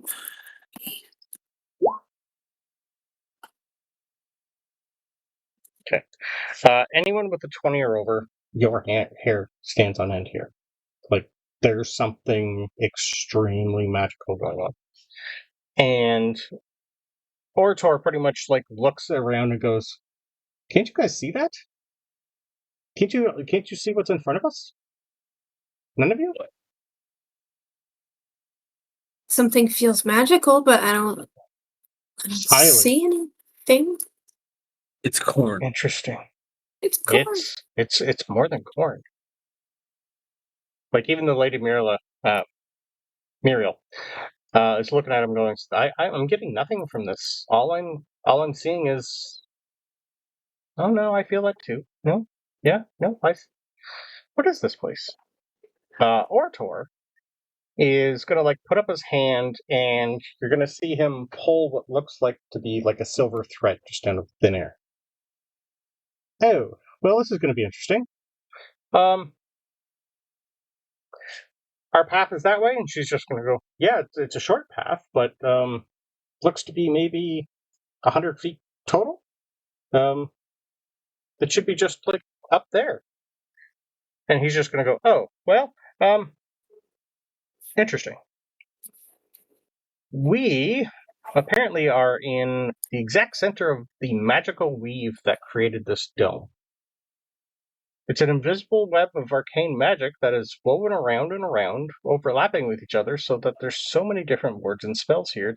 It's like a latticework of weaves, like hundreds of spiders creating one large web over and over and over. And we're at the anchor of it, where it all knots together. What went on here?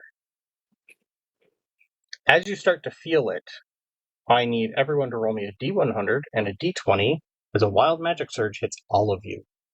Interesting. Tooth, I just need a D100 from you. You're rolling from the Barbarian wild magic table. Whoa. Is this in D&D Beyond? No, just roll me. Just roll me a D100. Yeah. Oh, well, it is. Yes. Okay. 20. Okay. We'll start with Tooth. Tooth.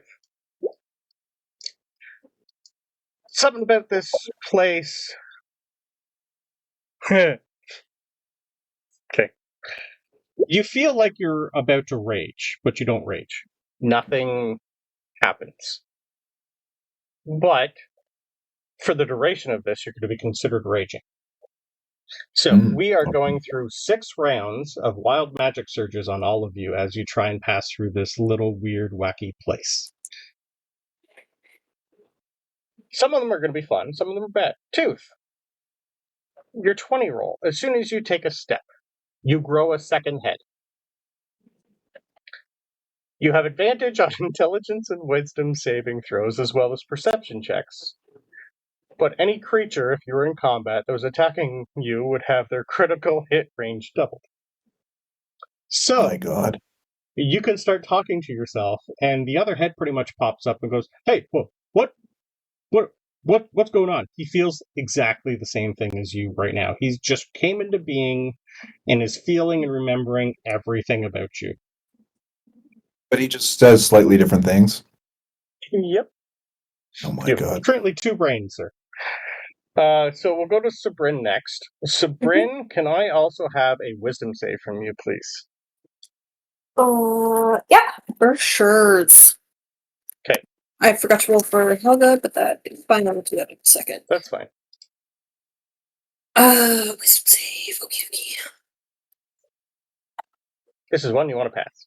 I should. It's a 19. Oh. 17 okay. plus 2. Hope that's good. This place feels familiar to you. You are standing right above where you fell so long ago. The place where wild magic was born. Like the exact spot. You're walking Everything's right fine. over it. So you're 7 and 59. Yeah. So we have a moderate. For the next minute, you gain resistance to necrotic and radiant. Nothing bad ever happens. Nothing bad ever happens. We'll go with Talos next. So a 20 and a 36. Talos, you've never felt something like this before. You feel an immense magical build-up. But nothing happens to you because you don't have the ability... do you have the ability to smell? Do you think you were programmed with the ability to smell? I can't remember if you have or not. But if you do, you cannot smell for 1 hour.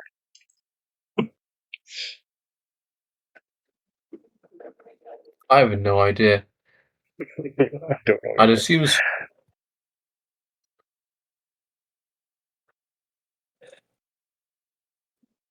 And if not, nothing lost. No. So Francisco, an 11 on the D20. What was your D100? 55. 55? Yep. For the next minute, you have double vision. This gives you disadvantage on ranged attacks and perception checks involving sight, which doesn't affect you too much. Walking. Why does Tooth have 4 thankfully. heads? Right. Other than that, Ben, you got a 16 on your D20. What was in a 16 and a 16? Double 16s. Nice. Double 16, yeah. Yeah. You've never had a surge like this before either. But for the next hour, you gain the ability to speak 1 additional language of your choice. So whatever you don't know randomly pops up into your head as you walk forward. 16 and 41 Okay. for Helga.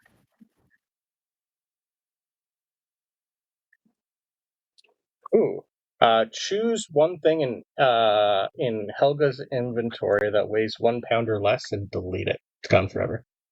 Does she have anything? I don't know. Let's Nothing see. major, I'll probably. find something. Okay.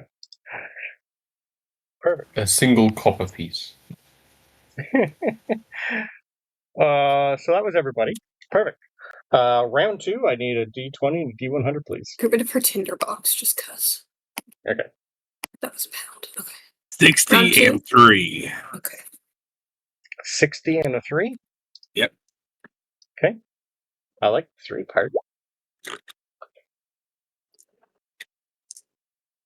Uh-oh.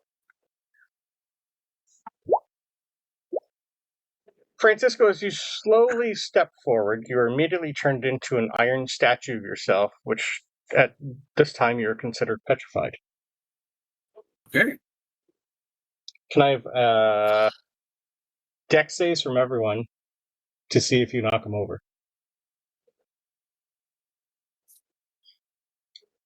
Dex saves. Yeah. Oh, thankfully I had my advantage on, wow, okay.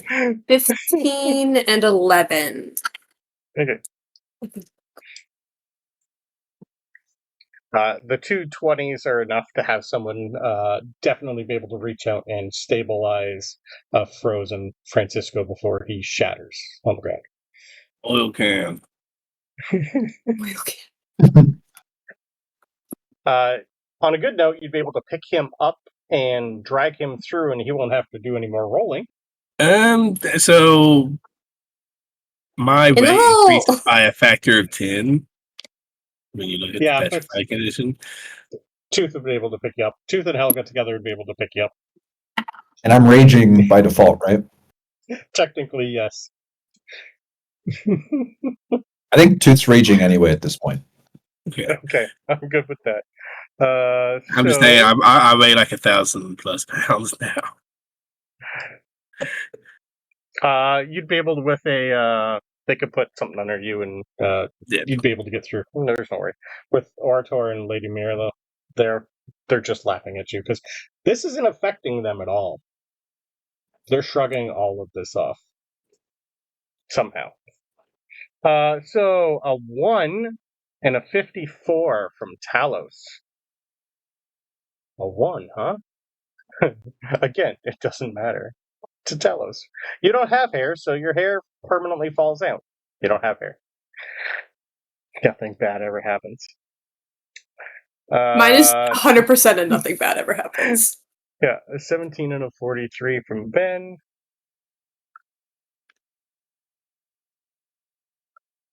I stood up for a minute here. Did I miss? Oh, sorry. No, you're fine. Ben, you immediately gain 10 temporary hit points. They will last until you have a long rest. Yeah, I know. Nothing bad ever happens. Nothing bad ever happens. 3 and a 22 from Sabryn, or did we do that already? Nope, we didn't do it, but I know what it is. Well, for the next day of advantage on the next 2d6 rolls you make where you already don't have advantage. That's a pretty good one. Nothing bad ever happens, and then I look over at the frozen Francisco and I just go, nothing bad ever happens! So, on a good note, I'll roll my 2d6. Helga is protected from plants for 1 hour.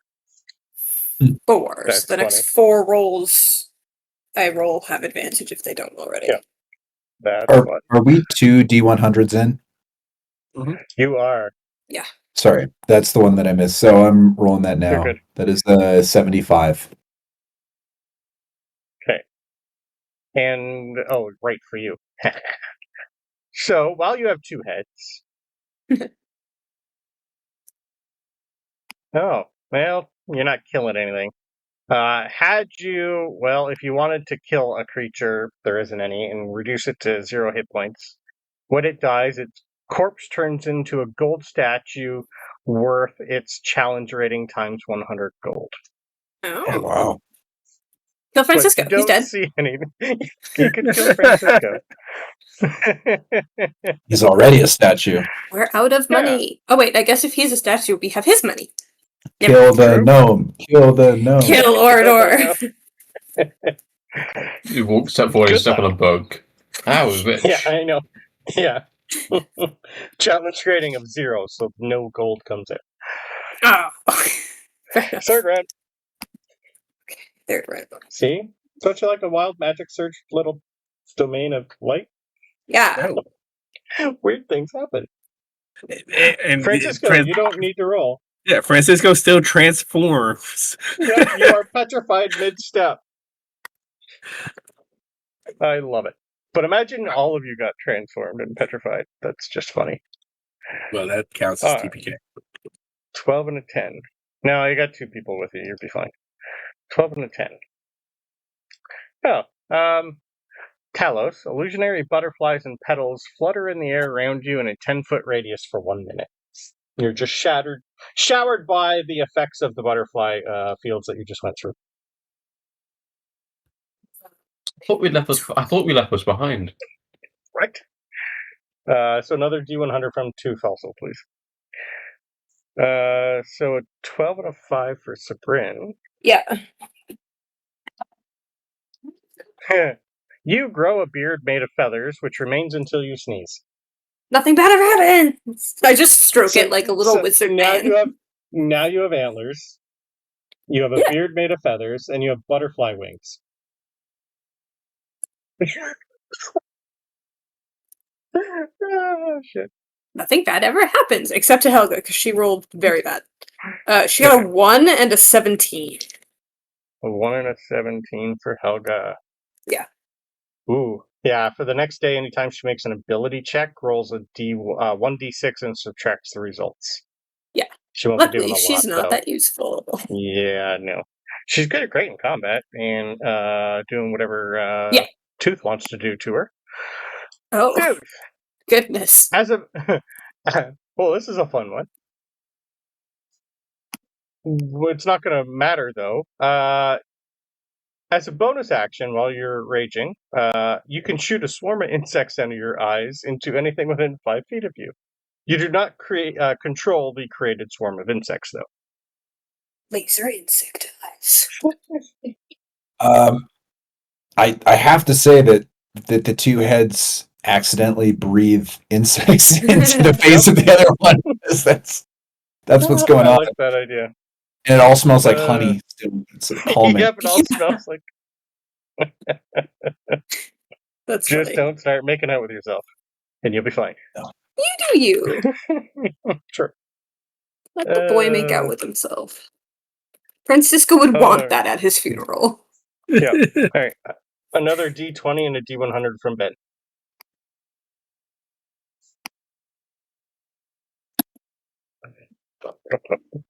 So a 17 and a 73.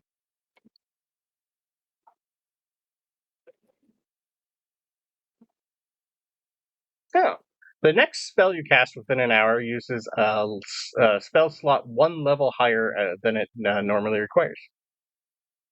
That's pretty handy. Interesting. All right. We're into round 4.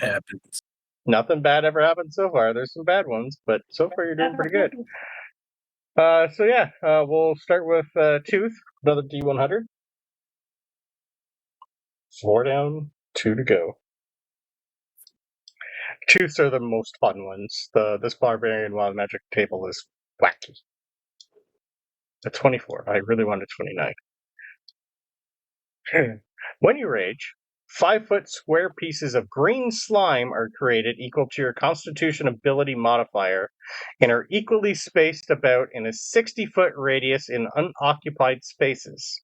They last for 1d6 rounds after you rage. I'm raging now, and I have a 3 modifier.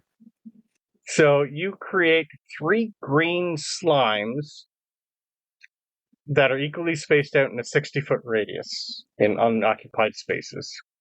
So you probably don't realize they're there, but 6 green slimes show up in a cornfield. Like I said, these are weird. The green slimes, if you're in combat, do have a stat sheet. They are considered an ooze. Anything near them, they do take damage.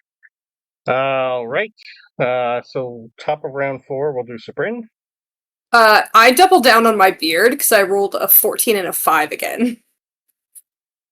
That's Your beard random. touches your ankles. Yeah, I double up on the beard. Helga got a 4 and an 85. Ooh, way down at the list. Yeah. Oh. Helga does. She gains proficiency in any skill she's not proficient in. For the next Any day. skill or a skill? Any skill. Oh. She gains proficiency in all skills. Well, I love this for 24 her. hours. Right? So a 15 and a 5, 55. Oh, yeah, we've had this roll. You have, for the next minute, you have double vision, Talos. Gives you disadvantage on ranged attacks and perception checks involving sight. Got the same as Francisco. Nothing bad ever happens.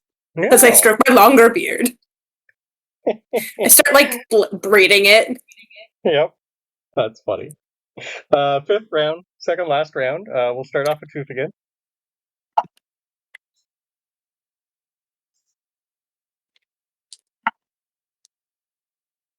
$27. All like difficulties for you. Yeah. Ooh. Gravity within 120 feet of you is turned 90 degrees in a random direction. Oh. Oh. Be forwards. I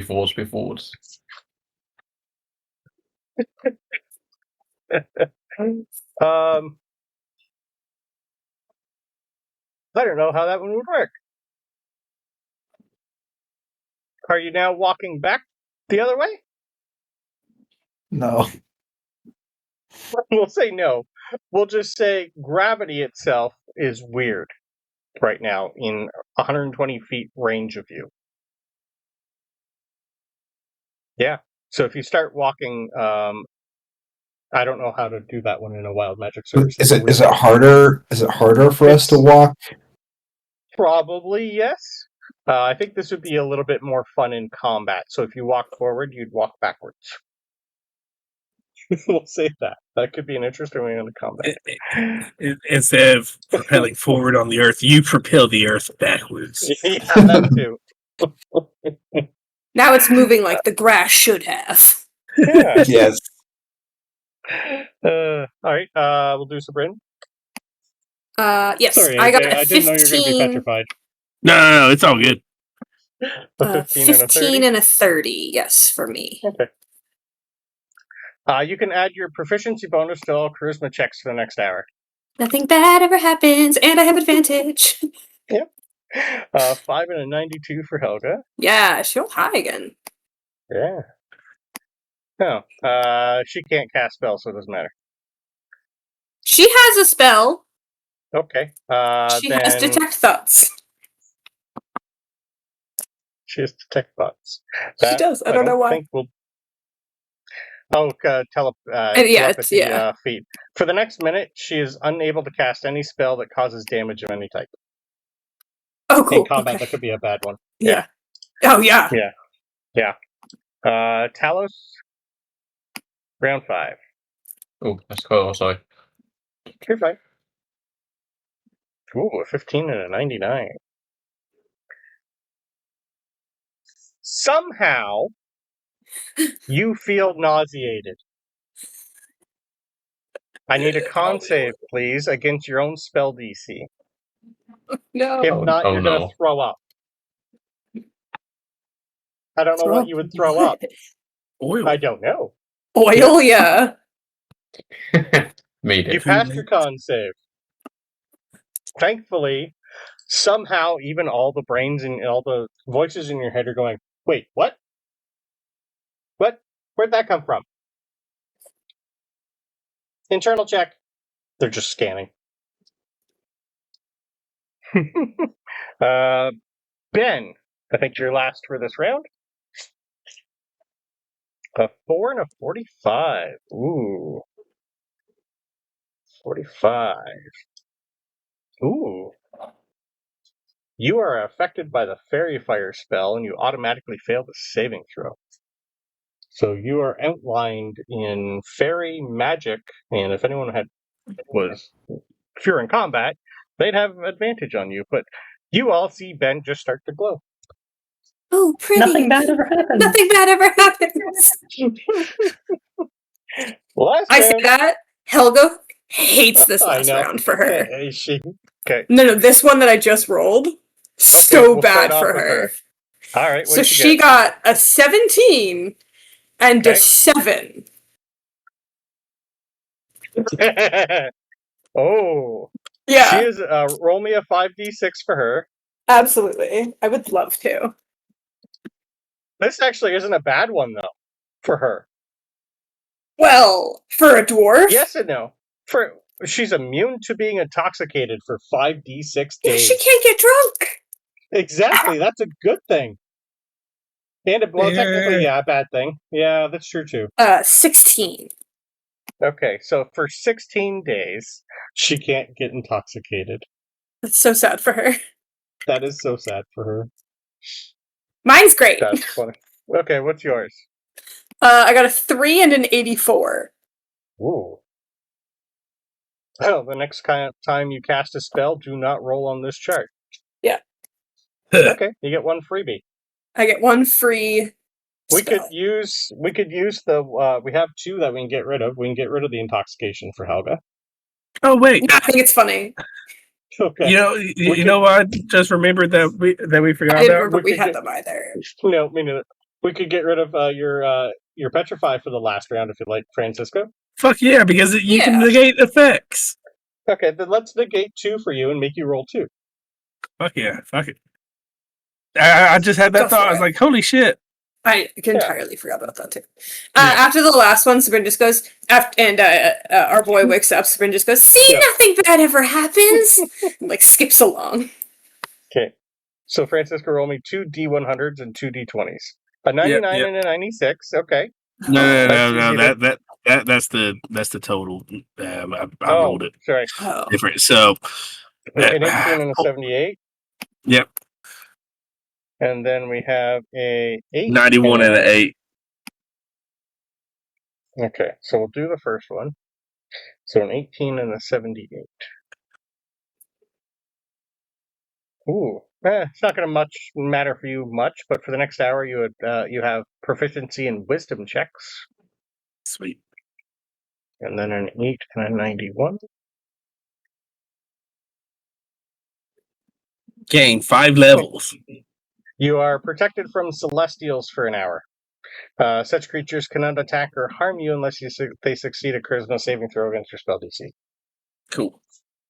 So you have an aura of protection against celestials, which, depending on how you talk, might come in handy because you will meet a few. All right, so we are down to the last roll, so a 4 and a 45 from Ben.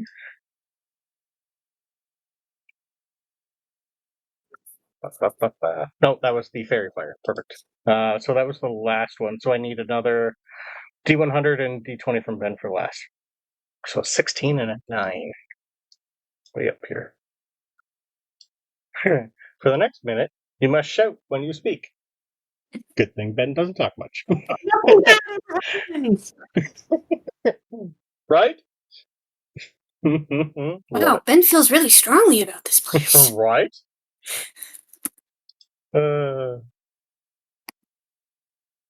Okay. And we need one more from Talos and then Tooth, and I think we're done. A 14 and an 88.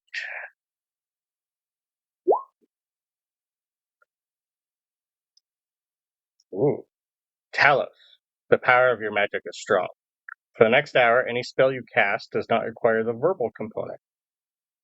Ooh. That could be really handy in a battle. For an hour? For one spell? And a 39 from Tooth. Ooh. Well, sadly, yours... If you were in combat, you could cast the Cutting Words cantrip. While you're raging, which is a pretty good one for a barbarian. Because I think it's at your level, it'd be like 3d10 damage for a cantrip. Wow. Can't remember the cutting words. So, you guys all finally passed through whatever the hell that was. Some of you changed a little. Some of you changed a lot. Looking at Sabryn. Nothing bad ever happens! But nothing terrible happened. You didn't permanently lose anything. Tooth, eventually, you still rage for a good 30 seconds, and everyone's staring at your second head. I feel like the Going second forward. head would be the rude head. Like, what the fuck are you staring at? Yeah, they're. It's like Which one's the real one? Which one's the first one? they're saying like in a staggered way. Like one of them is like, "What are you looking at?" And the other one's like, "What's going on?" And they're just like, it's confusion, like confusion and frustration. Yep.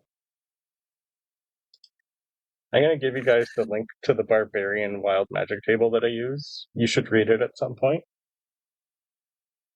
It is silly. I have a Wild Magic Barbarian in my Thursday game. That's why I have this. Let's see what I missed. There's one of them that turns all creatures within 60 legs of you into chess pieces. My God. And you can only use the chess piece movement. There's some weird ones. There's some that you basically, they're all interesting. 18 is crazy. You grow gills and lose the ability to breathe air, and instead gain water breathing. Oh my God. Yeah. There's some weird ones. Our Wild Magic Barbarian in my Thursday game loves it. Yeah, she had one where she basically charmed pants off everybody. It was interesting watching her make out with...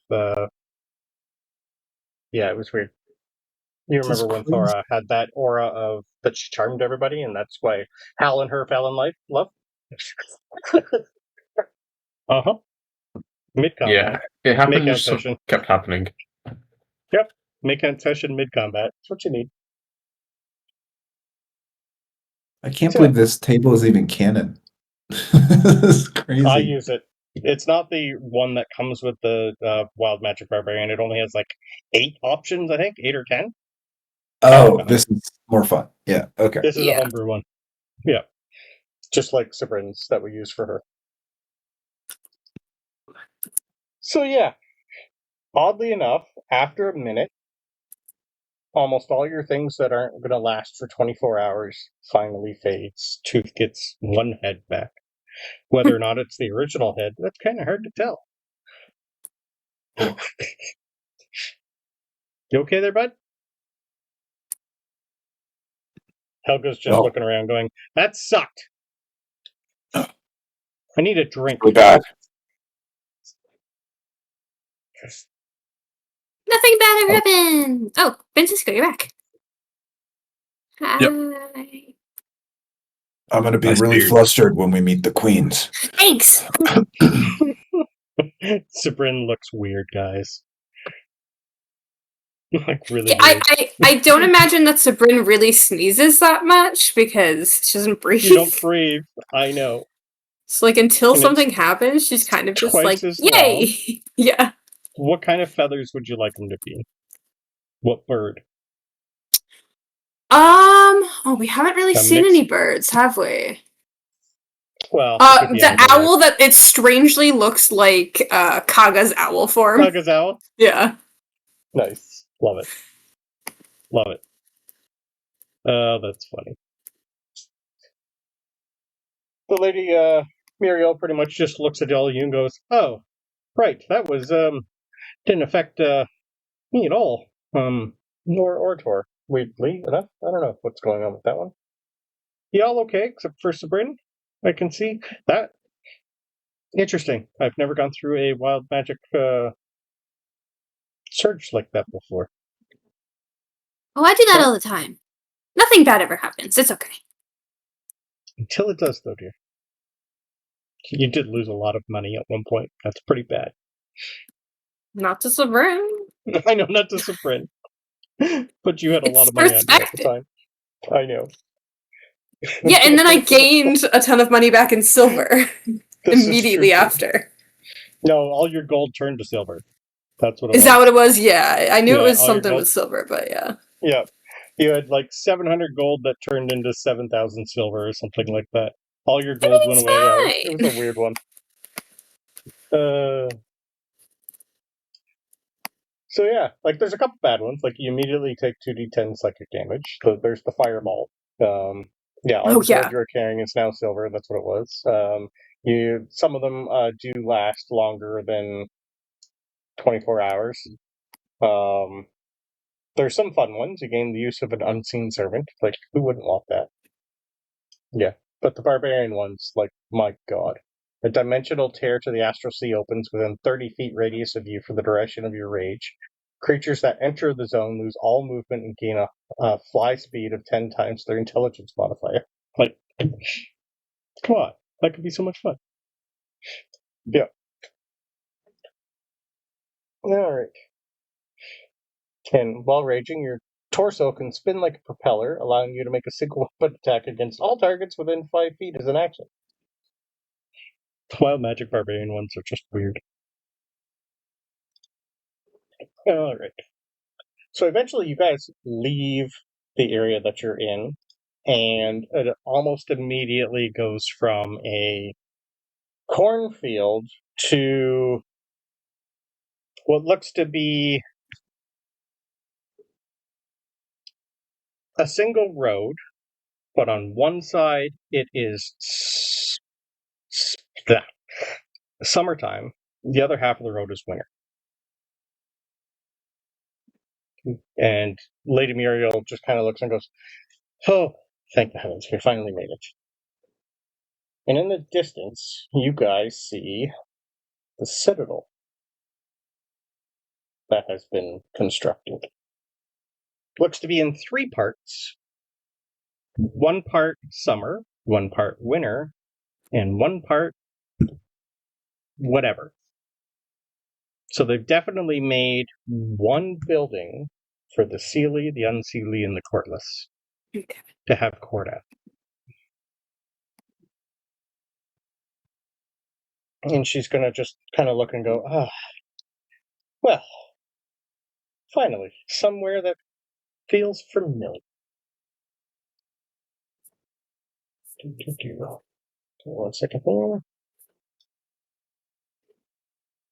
So many notes dreaded. Welcome to the Citadel of Thrice-Bound Twilight. So rising like a dream of impossible architecture within the magical protection of the dome, the Citadel stands as a rare testament to unity amid eternal difference. Built in 3 distinct yet interconnected wings, the Citadel serves as a diplomatic and arcane hub where representatives of the Seelie, Unseelie, and Courtless Fae can meet willingly or not under a new truce known as the Pact of the Veiled Hour. This is her telling me.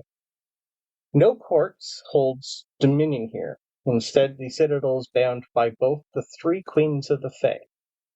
Queen Titania of the Seelie Court, Queen Mab of the Unseelie Court, although Morgan does most of the day-to-day here, and the Queen of the Witches, the Baba Yaga. You know her as Abigail Arcane, which ensures balance, unpredictability, and constant tension. It's broken up into a few wings. The Gilded Bloom is the Seelie wing, the Thorned Hollow is the Unseelie wing, and the Cruxheart Spire, the Courtless wing. This is our destination. It looks from the distance like it's going to take you an hour to walk there. And from where you are, it looks massive. You haven't seen anything this size. This is bigger than the school. This is bigger than the New Hope Chapel. This thing is immense, and they have built it in a year. Looks like from the distance it would hold 100,000 easy on each side. So it's been built to last. She'll go over a few other things. I can copy and paste eventually most of it for you. And before you guys finally get to your destination, we'll go with what are your thoughts of the last little bit of time. She would also let you know as soon as you came through here, and she was able to, her mirrors letting her know the 2.5 to 3 hours you spent in the butterfly fields was 3 minutes out here. Hmm. So it's on a 1-to-1, 1 minute is 1 hour. So you haven't lost, you've lost pretty much 3.5 minutes of your day. So you're technically still, when you went through the Warforged area, you were a couple hours. You're at least an hour with Orator. You're technically 2.5 hours in to your journey, which feels like you've been going for a while. Yeah. So we'll start with Sabryn. What has the last 3 domains of the light and seeing where you fell into Sabryn? What's on your mind? The like over layered thought is just nothing bad ever happens. 'Cause as like the wings flutter and like just everything's fine. Like Yeah, you have lost your band finally though, because they were just with the area. Yeah, she like waved goodbye. Yeah, it's fine. Yeah. Yeah. But other than that, I don't know. I think she's a little disconnected with seeing where she had fallen because it doesn't look the same. So she knows that's where it was, but it doesn't look anything like it did, so it's like far less triggering than it could have been. Yeah. And if anything was going to happen, like several surges happened and nothing bad ever happened, so it's kind of fine right now. She might try to like digest it later, but she kind of liked that place. Like it felt nice. And it seems Lunara made that the anchor of the dome. Yeah. Which for you is a little weird because where you fell was at the lower end of the dome, not the middle. You'd think the anchor would be in the middle, but somehow she's tied it to there and grew it from there. She definitely jots down the time difference because if she has the choice, she's probably going to go back at some point. Yeah. Okay. And you would be able to tell that Orator could play that invisible magic like a lute, like a harp. He was able to pluck it. He was able to see it. There's something weird about him. Yeah, the whole dude's just weird. She doesn't really trust that guy. He was born level 20. That's the fun part about him. Yeah. So, we'll go down to Tooth next, because I really want to know how the last little bit has been on Tooth. This is a description of Tooth's like mental state, basically? Yes. Yeah, so Tooth is I think Tooth is very rattled by a place where things are not what they seem. It makes him feel very dumb and frustrated. So he's frustrated by that. He's frustrated by the what felt like weeks inside somewhere else, and right now that's kind of bubbling underneath. But is the honey breath still going on? The honey scented breath? I can't remember how long we said that was going for. I think it was 4 hours. I think you rolled a 3 or 4. Yeah. So technically, yes, that's still going. Yep. So that is kind of helping Tooth to keep it together. And once that drops, I don't know what his personality is going to be like. Okay, it's going to be a little bit panic mode. Okay. But he's also anxious because he wants to do well for the queens. Yeah. In front of the queens. Okay. We'll move on to Ben next. What's Ben's mental state like? I think Ben is honestly, this has been like one of the easier things they've done in these last few weeks for Ben. Ben's just kind of going along with it. Okay. It's very strange, but compared to all the revelations Ben's been having, this is like just more something that's not. It's a lot more normal to him, honestly, with everything else that's been going on. Nice. It's just walking through a weird place. Okay. No weird revelations. Cool. Francisco. Another word. You're muted, by the way. I assume it's going to be get me the fuck out of here. Basically, Francisco's like, one, he's very disappointed about the places walking through because they didn't look, for him, there wasn't anything that was an acceptable bang. Well, Two, just not the proper size. yeah, I mean, there's only so much you can do with someone that's like an inch tall. Yeah, there is an enlarge reduce spell, though.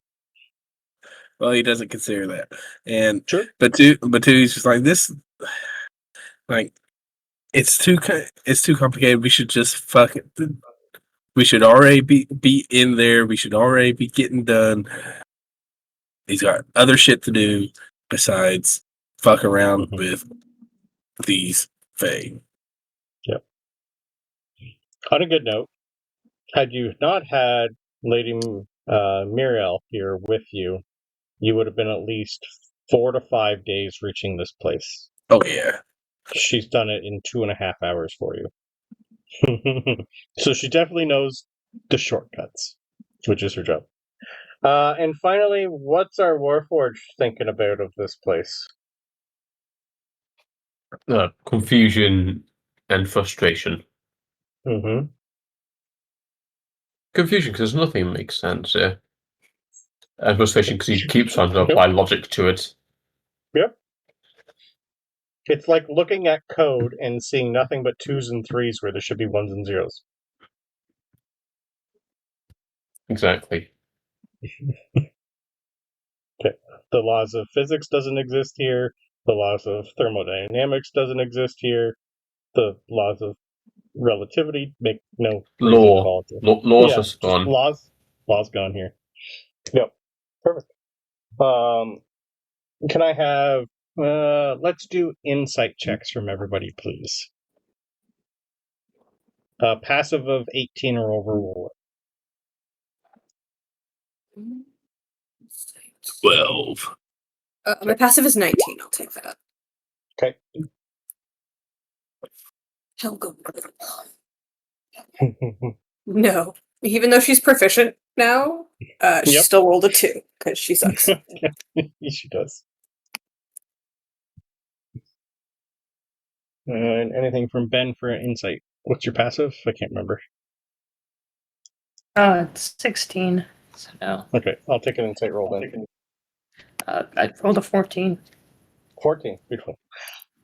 Sabryn, you're the only one who probably has been keeping an eye on weird stuff. You're definitely in some sort of layer action that can read everything you're thinking. And feeling.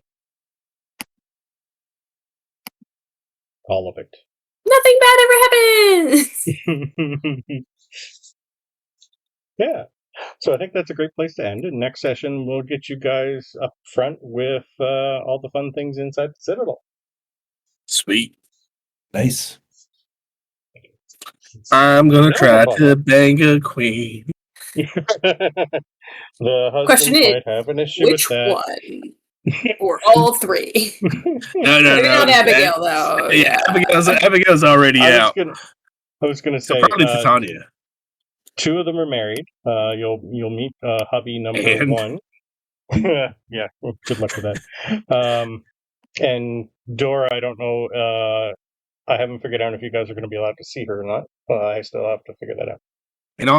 Like I say, in all seriousness, he probably would have only went after Titania anyway. So that's probably That's okay. At least there's a few some other mind fun reading's ones I put in going to there for you. happen. Yeah, there's a few other fun ones, and I always got Leah there for you. Don't worry. White court vampire, nothing bad will happen. It's fun. That's fine.